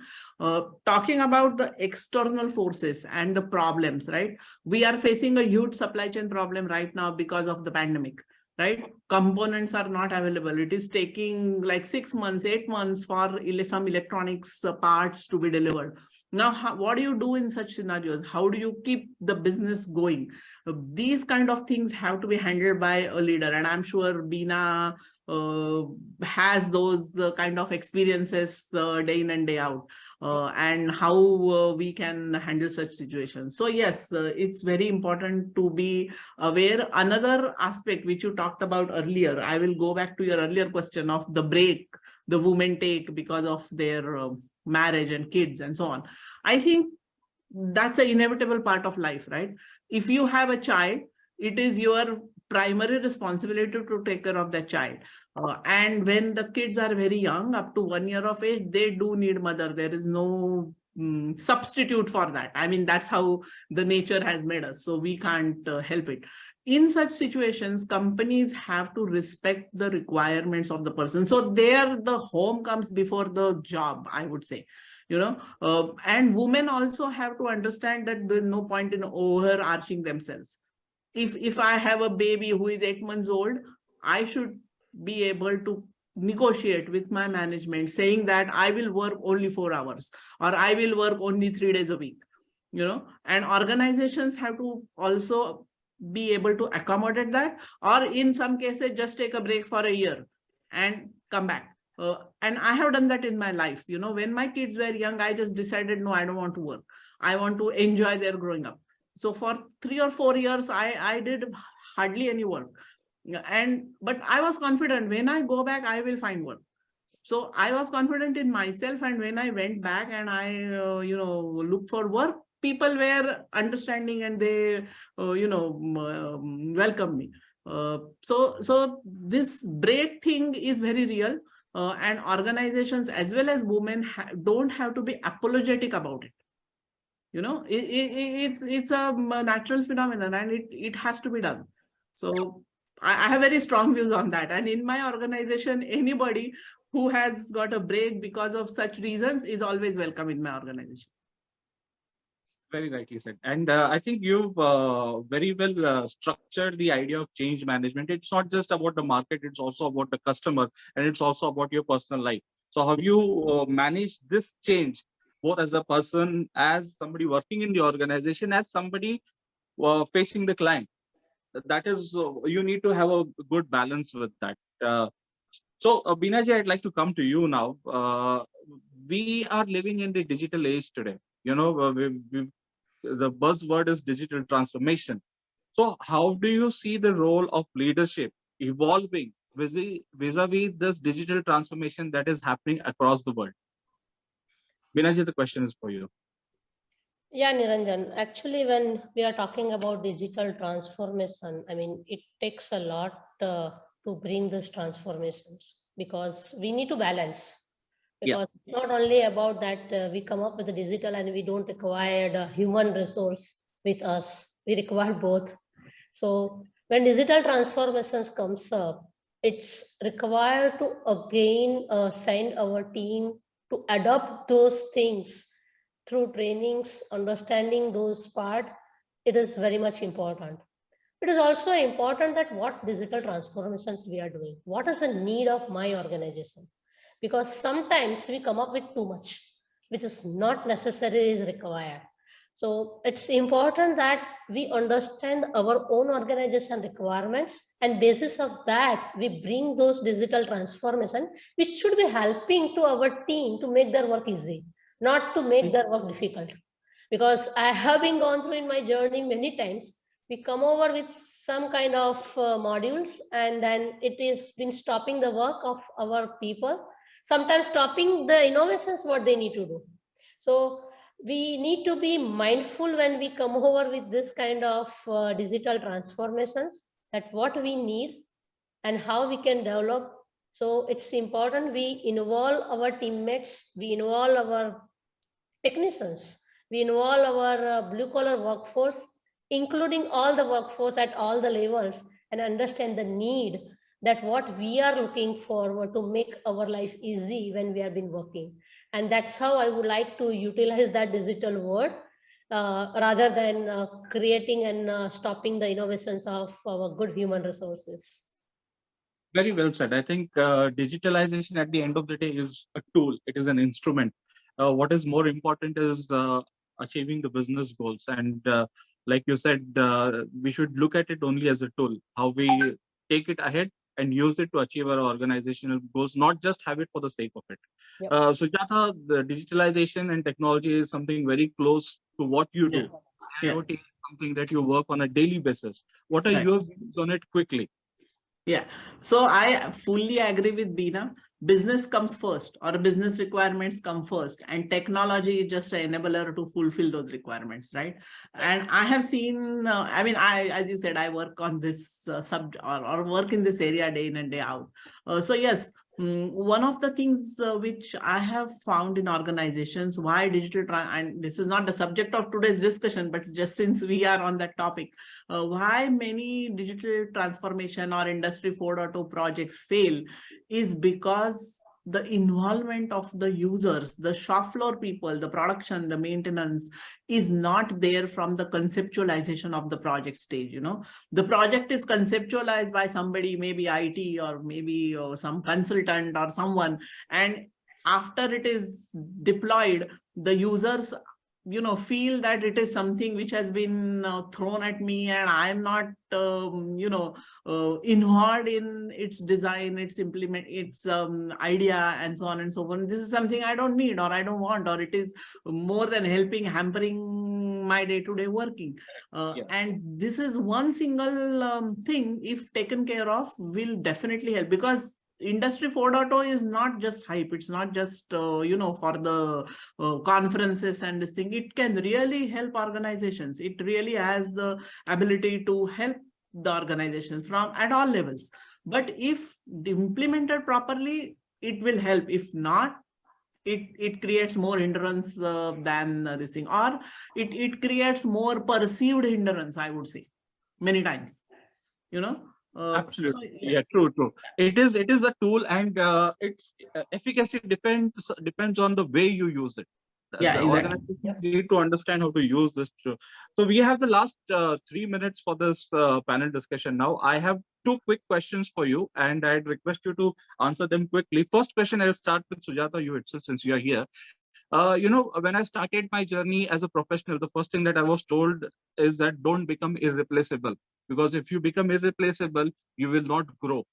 And I think the most important thing for a leader in today's age is to create a bench strength, to create a succession plan, irrespective of the gender. So what are your views on that? And how do you go about it? Quickly. Yeah, so I will say a completely opposite of what you just said. I will say become replaceable. Groom somebody to do your job. And when you become replaceable in one job, you can go in another job, or you can do something else, right? So that's my quick answer. Become replaceable. Groom people to take up what you are doing. Binaji, your viewpoint.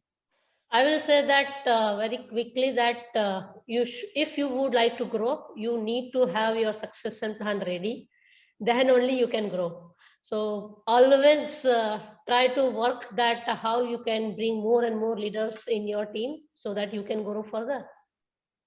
Okay, now the last question. What is your message to all the women who are listening out there in terms of joining the manufacturing industry? Why should they join the manufacturing industry? And if they're already working with the manufacturing industry, why should they continue growing with this industry as a leader?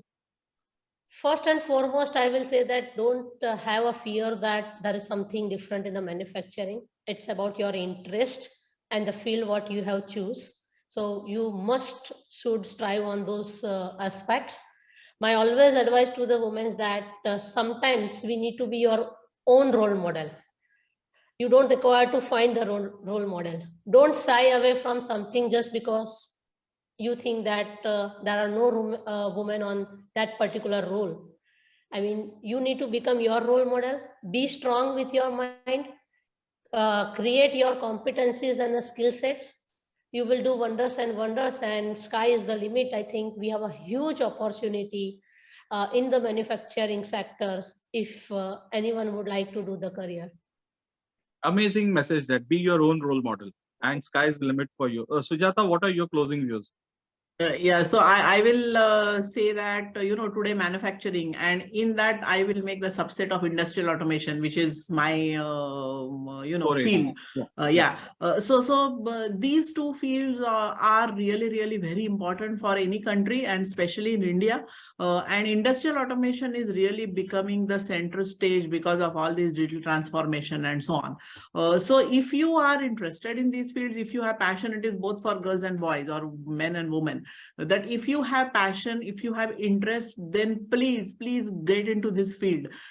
You can actually make a difference. You can see the things, and the satisfaction that you get here is way more than what you would get, for example, in IT. And I'm not, but just being a resource somewhere, working for some obscure this thing where you don't get to see what you are doing. Here you really can hold into hands what you are doing, and you can really feel much more satisfaction in what you are doing, and there are tremendous opportunities, and it is about making the difference, and also you will contribute to your country in a really significant way. So yes, if you like it, go for it. But if you like it, is important. It is about making the difference. And this whole sense or idea of being able to contribute to the cause of nation building, I think that is a very liberating thought. And that is something that we can associate with the manufacturing industry. On that thought, thank you so much, Sujata. Thank you so much, Beena. And thank you so much, Jyoti. Unfortunately, she could not join back due to a technical glitch. But nevertheless, I thank her as well. And it was a very insightful experience engaging with all the three of you. And we will definitely take the learnings from this discussion to a larger audience through our website as well. Thank you so much again. All yours. Thanks. Thank you. Thank you all. Thank you. Thank you, Niranjan. A well moderated and interesting panel discussion. In the beginning, I had announced that we'll be giving away some prizes to some of our delegates through a lucky draw. I have that list ready with me. Stay alert, I might just announce your name. And our lucky draw winners are Ms. Rashmi Gupta from Hindalco Industries. Congratulations, Rashmi. Sucharu Uppal from Aditya Birla Group. Congratulations, Sucharu. Priyanka Ranjan Hota from Linde India Limited. Congratulations, Priya. Ashok Chaudhary from Adama India. Congratulations, Mr. Ashok. Mr. Sri Ramachandran Karta from Reliance Industries. Congratulations, Mr. Karta. And very soon, we'll be sending you your prizes. So now I would like to once again invite Niranjan to commence the award ceremony. Over to you, Niranjan.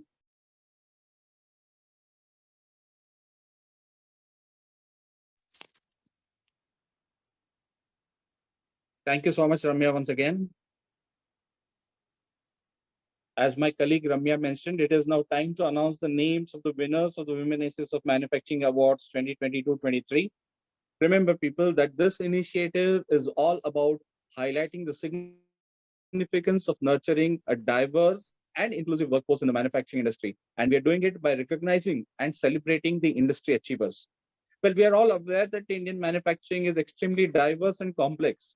So to give a fair representation to various industry sectors and segments, we have decided that there will be not one, but 3 winners in each category. Of course, there is no ranking amongst these winners and they all stand equally on the platform. Also, please note that since this is a virtual ceremony, the mementos of the respective winners will be couriered individually and very soon. In fact, wherever it is possible logistically, our team will personally hand it over to you at your plant location. Joining me for this formality of awards announcement is my colleague Fiona Fernandez. So let the award ceremony begin. Let's have a look at all the categories in which we have invited nominations from across the country so that we are all aware what are the various categories. There we are: Young Achiever of the Year, Emerging Leader of the Year, Innovator of the Year, Division Head Unit of the Year, Mentor of the Year, Innovative Plant of the Year, and ultimately the Leader of the Year. I would also like to showcase the various sectors from where we have received the nominations. There you go. That's a very wide-ranging sector. And as I said, we have got nominations from a very diverse and a very complex range of industries, which shows that this initiative has been received very well. Thank you so much for displaying this slide. So Fiona, which is the first category that we are starting the winner announcement? Okay. So the first category that we have is the Young Achiever of the Year.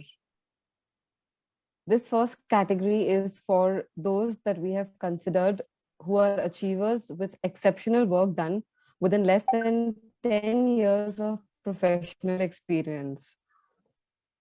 So let's see the slide of who the winners are.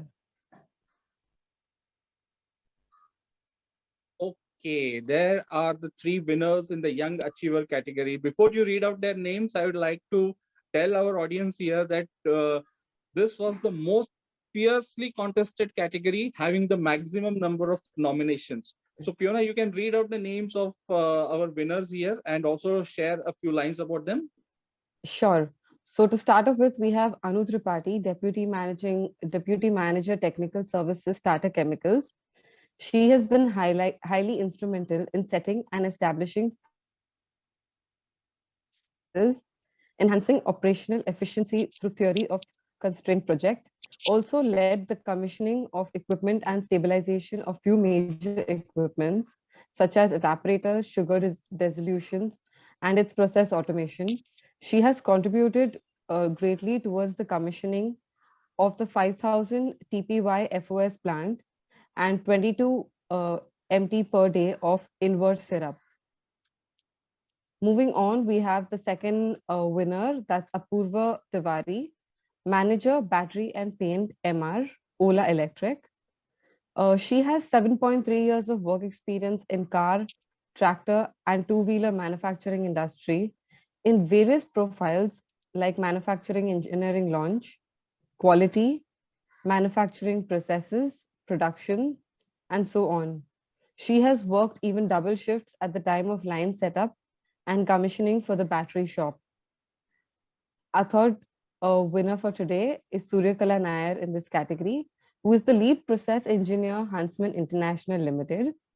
She has a strong operational and professional skills in process design and engineering, process safety management, strategic development operation planning, operational excellence, and lean management.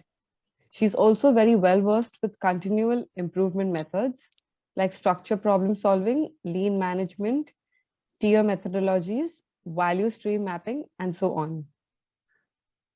Let's congratulate all our winners once again. Ms. Anu Tripathi from Tata Chemicals, Apurva Tiwari from Ola Electrics, and Suryakala Nair from Huntsman International Limited. Congratulations under the Young Achiever Award category. Moving on to the next. But like we mentioned before, this was the most contested. This was the most contested category, and that's why besides the 3 winners, we are also having a special commendation award to all the others who have reached the top 10 in the category. So besides these 3 who stand equally, there are other 7 people who have managed to score top 10 points. And can we please have a slide showing the names of the other special commendation award winners, please?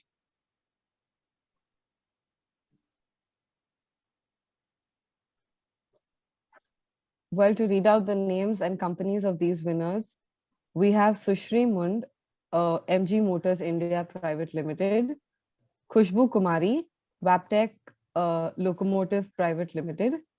We have Mayuri Vasmatkar, Mahali Anand Thermal Systems, Pallavi Margale, Mahindra and Mahindra Auto Division, Bhakti Chaudhary, Tata Steel Limited, Vinaya Shri Nayak, Continental Automotive Components Limited, and Bhavna Savdya, JSW.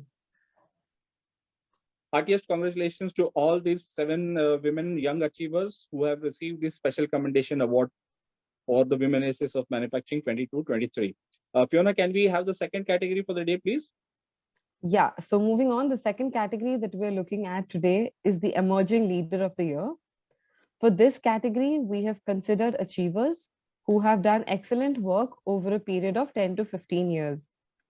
Let's have a look at the winners. Okay, but before that, friends, we are absolutely sure that the 3 leading ladies that whose name will be displayed now will go on to play a much bigger role, not just in their respective organizations, but also in the Indian manufacturing industry at large. Let's see the names, please.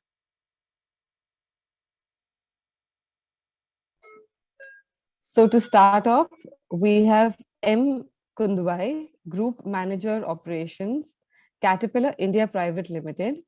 She has been in the manufacturing industry for the past 17.5 years, of which she has spent 15.5 years at Caterpillar India. She has a global experience and has demonstrated planning and execution skills in 4 countries.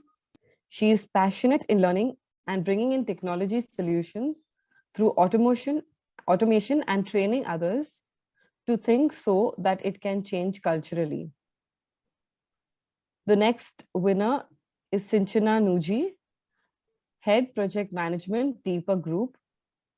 She has led development and implementation of technology systems to successfully manage key activities across projects. During stabilization, numerous issues were observed related to technology, processes, and people. She has handled these very methodically for successful resolutions.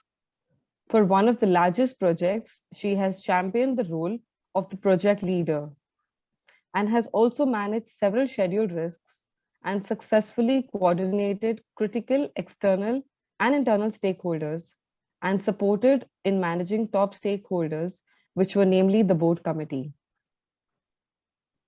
And our third winner in this category is Sakti MS. She is the Manager Commercial Vehicle Division for ZF in India. She's handled a team of 40+ employees during joining, and now she manages an expanded team of 200 plus employees. She's initiated and implemented all-women assembly concept for 5 assembly cells as a first base and strives to improve in 18 cells. She is also a role model for the young engineers on her shop floor and a key member of the ZF Shakti Women-led ERG team. Congratulations to all the 3 winners for the Emerging Leader Award. And also thank you for all the other nominations that have come in for this category. Indeed, these are role models, as Fiona, you very rightly said, and we are really proud of all of them. And Sinchana, I don't know whether she's still with us. She was also part of our panel in the morning. So very proud of you, all 3 of you. Thank you so much for doing the wonderful work that you're doing for the manufacturing industry. Fiona, can we have the name of the next category, please?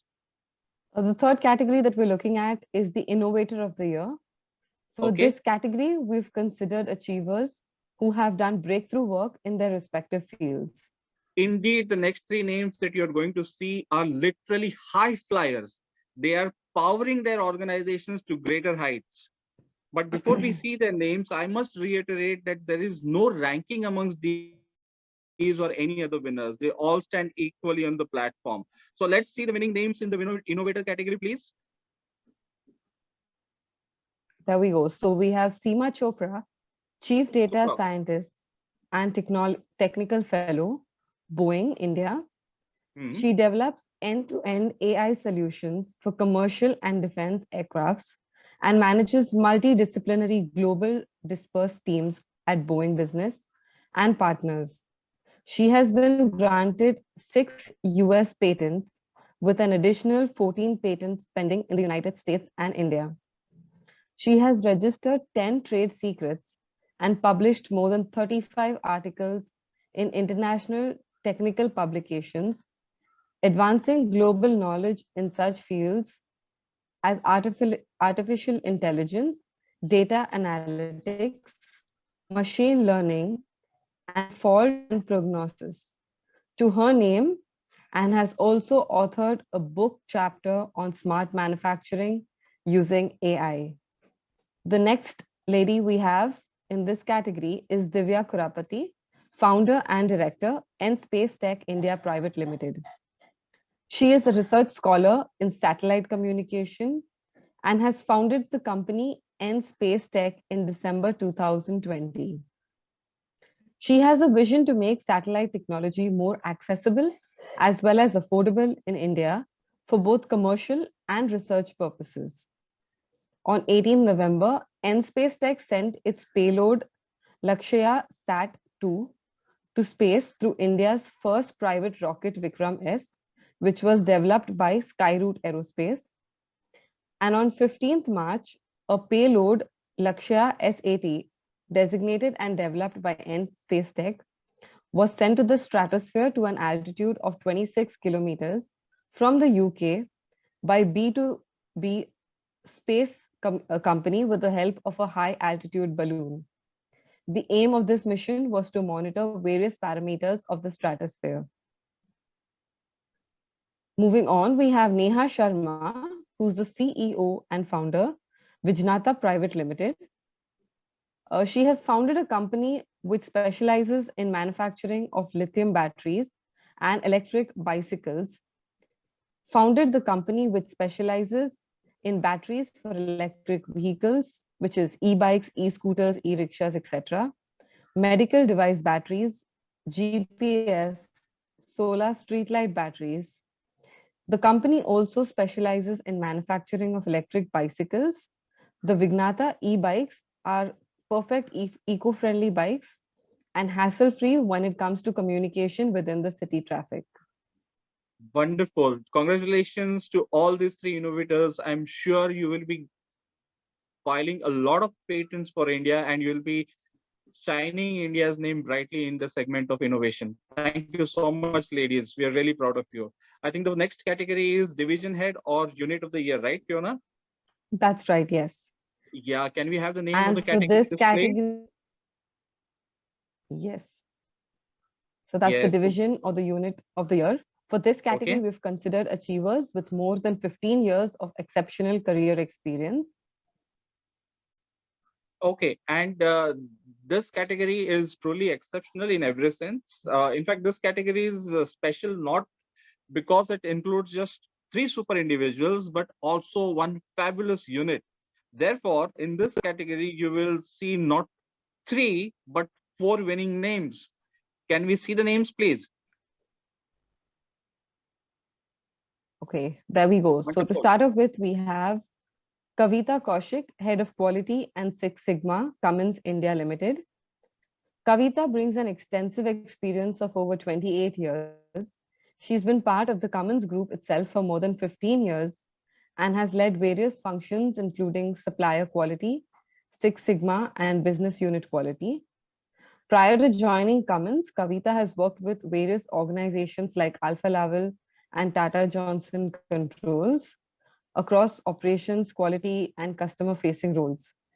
Kavita is also a Six Sigma certified master black belt, passionate about quality and Six Sigma. She believes in taking timely and swift decisions on data and rational thinking. The next winner we have is Chaitra S. She's the Assistant General Manager, Wabtec Corporation, Favourly Transport Rail Technologies India Private Limited. Her uniqueness was in developing exclusive women-operated production lines, which are also known as the pink lines, which are autonomously and benchmarkable across the manufacturing facility. She's played a role in the growth of number of employees in manufacturing operations, which were moved from 28 women employees to 45 women employees with sustained expansion. These horizontal deployment of pink lines across the plant, with which 5 lines were converted into pink lines, which are end-to-end operations driven by women employees independently. And this has helped operational efficiency to be improved from 89% to 94%. Then we have Madhavrao Navnath Kedar. It's Madhav Navnath Kedar. I'm extremely sorry about that. He heads operations group lead for GKN Fokker Elmo India Private Limited. He's joined them as an operation lead with 14.5 years of experience and has worked with 100% female employees on the manufacturing shop floor and continues to develop their skills and leadership qualities and provide them with an effective platform to become great leaders. In fact, as a result of his mentoring, various female employees have become Star Employee Award winners and have also been motivated to higher roles and are ready to coach other female employees within the organization. So that was for the unit. We have another winner in this category, who is Mithali Datta. She heads quality assurance at Carborundum Universal Limited. Mithali started off her professional career as a GET at International Advanced Research Center for powder metallurgy and new materials. She switched to 7 different companies across the globe, namely Malaysia, UAE, and China, on the similar background, especially in raw materials, processes, and quality. With over 20 years of experience in ceramic manufacturing industry, she is heading quality assurance at Carborundum Universal Limited, Bonded Division, Hosur, from 2019 till date. Heartiest congratulations to all the 4 winners. Very proud of you. Fiona, can we have the name of the 5th category, please? I think it is a very important category. Yes, we're looking now at the category of the Mentor of the Year. Okay. For this category, we've considered senior industry leaders who've been championing the cause of diversity. Yes, they are leaders and they're also gurus. They have not only advocated the cause of diversity and inclusivity through their bold actions and decisive initiatives, but they are also successfully grooming the next generation of leaders. Let's see who these 3 gurus are. Well, to start off with, we have Dr. S. Devarajan, Senior Vice President, Advanced Manufacturing, TVS Motor Company. Dr. Devarajan was also one of our panelists this morning. Right.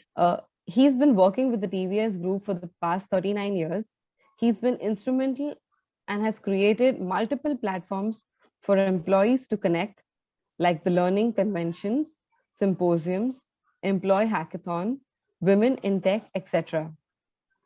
He's also created a sense of belonging by providing individuals with similar backgrounds a common place to meet, connect, discuss, and overcome the challenges they face. This provides a safe place to voice out and eradicate the feelings of being ignored. Next, we have Sandhya Pandey, Director and Connected Site Care Leader for Philips GBS Private Limited, Pune. She joined the manufacturing sector in an era where women in the manufacturing sector were either not recruited or women themselves did not prefer to work in the sector. She decided to work towards changing this and building competencies, capabilities, and confidence in upcoming women engineers so that they were able to take up challenges in the manufacturing sector. She also now works towards encouraging women to take up careers in manufacturing, as it's important to create an awareness among women, starting from colleges and universities. She currently is working in collaboration with universities like MIT, ADT Pune, Symbiosis Skill and Professional University as academic counselor and industry expert, and mentoring the students and contributing to the development of the industry-oriented curriculum based on experiential learning. And our third winner in this category is Dr. Kishora Shetty, Associate Technical Fellow, Manufacturing, Boeing, India. He has 2 PhDs, one in engineering and another in management, which is master's from Indian Institute of Science, Bangalore with first rank, and BE from NITK Surathkal with a first rank with 24 years of demonstrated expertise in manufacturing, as applied to military aircrafts, helicopters, jet engines, and commercial airplanes. He is an expert when it comes to the field of manufacturing of aluminum alloys, titanium alloys, superalloys, and steel. He has extensive experience in manufacturing processes such as casting, forging, ring rolling, additive manufacturing, and so on. He continues to be a regular contributor and participates in 15 technical groups and societies, such as IEEE, ASM, SAMPE, and so on. He is also an executive committee member in the Indian Society of Advancement of MNP Engineering and Indian Institute of Metals. He has published and presented over 50 technical papers in his field. Congratulations to all the 3 winners. We look forward to being associated with all of you. And since you have been mentoring the next generation of leaders for the manufacturing industry, we will be getting in touch with you to understand how we can also contribute in this cause. Thank you so much again. And once again, heartiest congratulations. I think the next category is something that we are moving away from the individual categories and talking about the plant, right, Fiona? Yes, that's right. So the next category that we're looking at is the Plant of the Year category. For this category, we've considered manufacturing plants for their diversity initiatives, innovative programs, as well as cultural inclusivity. Well, these plants that we are going to showcase here are not just hubs of production or of manufacturing excellence, but they're also torch bearers, and they're illuminating the path of progress for the industry to follow. Let's find out the names of these pioneering plants. Can we have the slide of the winners, please? So we have 3 winners to start off with in this category. We have Tata Motors Passenger Vehicles Limited. Okay. They believed that the women can certainly work in heavy industries like automobiles. And with this enthusiasm, they planned for a new shop for the Harrier and Safari, their most premium SUV offerings. They've created the hostile environment for an all-women shop. Currently, over 1,500 women are working here across 3 shifts. They believed females are inherently gifted with the nature of honesty, sincerity, caring nature, and taking ownership. And if girls are capable to take responsibilities of their family, then they can easily take care of the product with a great sense of ownership, which is good for the quality of the product. They achieve world-class manufacturing by developing skilled trainees in operations and hence higher productivity by achieving 400 plus MOP and developing and deploying highly skilled manpower on their shop floors. The next in this category is GKN Fokker Elmo India Private Limited. This plant has a total workforce of 467 employees, out of which 90% are women. They have a representation of a 50% women in the site leadership team as well. And the company has a 100% female operation line, running the entire operations manually with minimal machine intervention, and yet delivering 100% quality products to the aerospace market. Career Ladder, which is formulated for operators' growth and development. With this initiative, over 20% female operators have been elevated to roles of process specialists, technical specialists, and so on, who are now mentoring and coaching new operators working on upskilling. And these new operators are successfully holding process expert roles. The third in the category of plant is Steelcase Asia Pacific Holdings India Private Limited. Here in this plant, at the beginning of the financial year 2022, there was only a handful of female employees working on the shop floor. And majorly, they were working only on 2 lines, namely sewing and general packaging. There were no female employees at any assembly lines. However, under the pillar of building new talent foundations, they identified an untapped talent pool of young women who were found appropriate for jobs even on the shop floor at Steelcase. In this spirit of celebrating Women's Day at Steelcase and enabling them to win, which is women specific learning and development, instinct and effective engagement and networking. They launched an initiative called Women of Steel. Here, the female operators were hired for the series of 1 chair line from June 2021. From then, the ratio has increased from 10% to 60% of women on their shop floor. Yes, Niranjan. So that's about the 3 that we have in this category. Congratulations to the 3 plants for their exceptional initiatives and moving towards more diverse and inclusive environment. We move on to the next category. And the last category, which is Leader of the Year. Fiona, please go ahead. For this category, we have considered truly inspirational leaders. Let's have a look at who these leaders are. But before that, I would like to let you know, leadership is not about maintaining the status quotient. It's about creating a new path of innovation and progress for the collective good. It's about taking risks and about inspiring others for the sake of achieving something new and bigger and better. Yes, this is exactly why the next 3 names have been chosen. Let's have a look at who these stalwarts are. Well, so we have the names on screen. We have Srividya Govindarajan, Site Director, Hindustan Unilever Limited.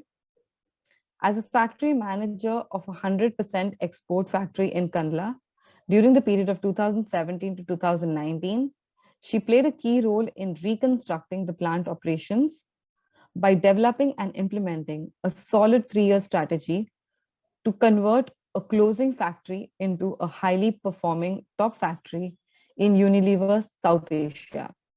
She has transformed the unit through a growth for profit mindset, inclusion, high motivation, engaged working environment, record-breaking achievements, which have resulted in a 22% production cost saving.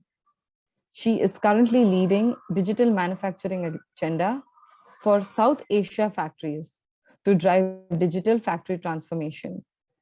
Leveraging cross-functional teams of resources and capabilities, has devised digital strategy and roadmaps and implemented digital programs and applications at 28 sites across South Asia. Our next winner in this category is Lakshmi Umapati, Factory Manager, Caterpillar India Private Limited. She has 28 years of experience in plant operations, has implemented processes to ensure safety of women in night shifts operations by enabling security systems in transportation and extended creche and creche facilities, and looks at employment of differently abled team in the assembly by intensive training and assessment. At her previous role as plant head in the all-women's factory in Kirloskar Pumps, she demonstrated a 40% volume increase. She has trained and nominated non-graduate, that means school-level women, to compete at international quality competition in Japan, and they have also won the first place there. She has improved diversity to 25% and made it as mandatory in campus hiring of 50% women engineers.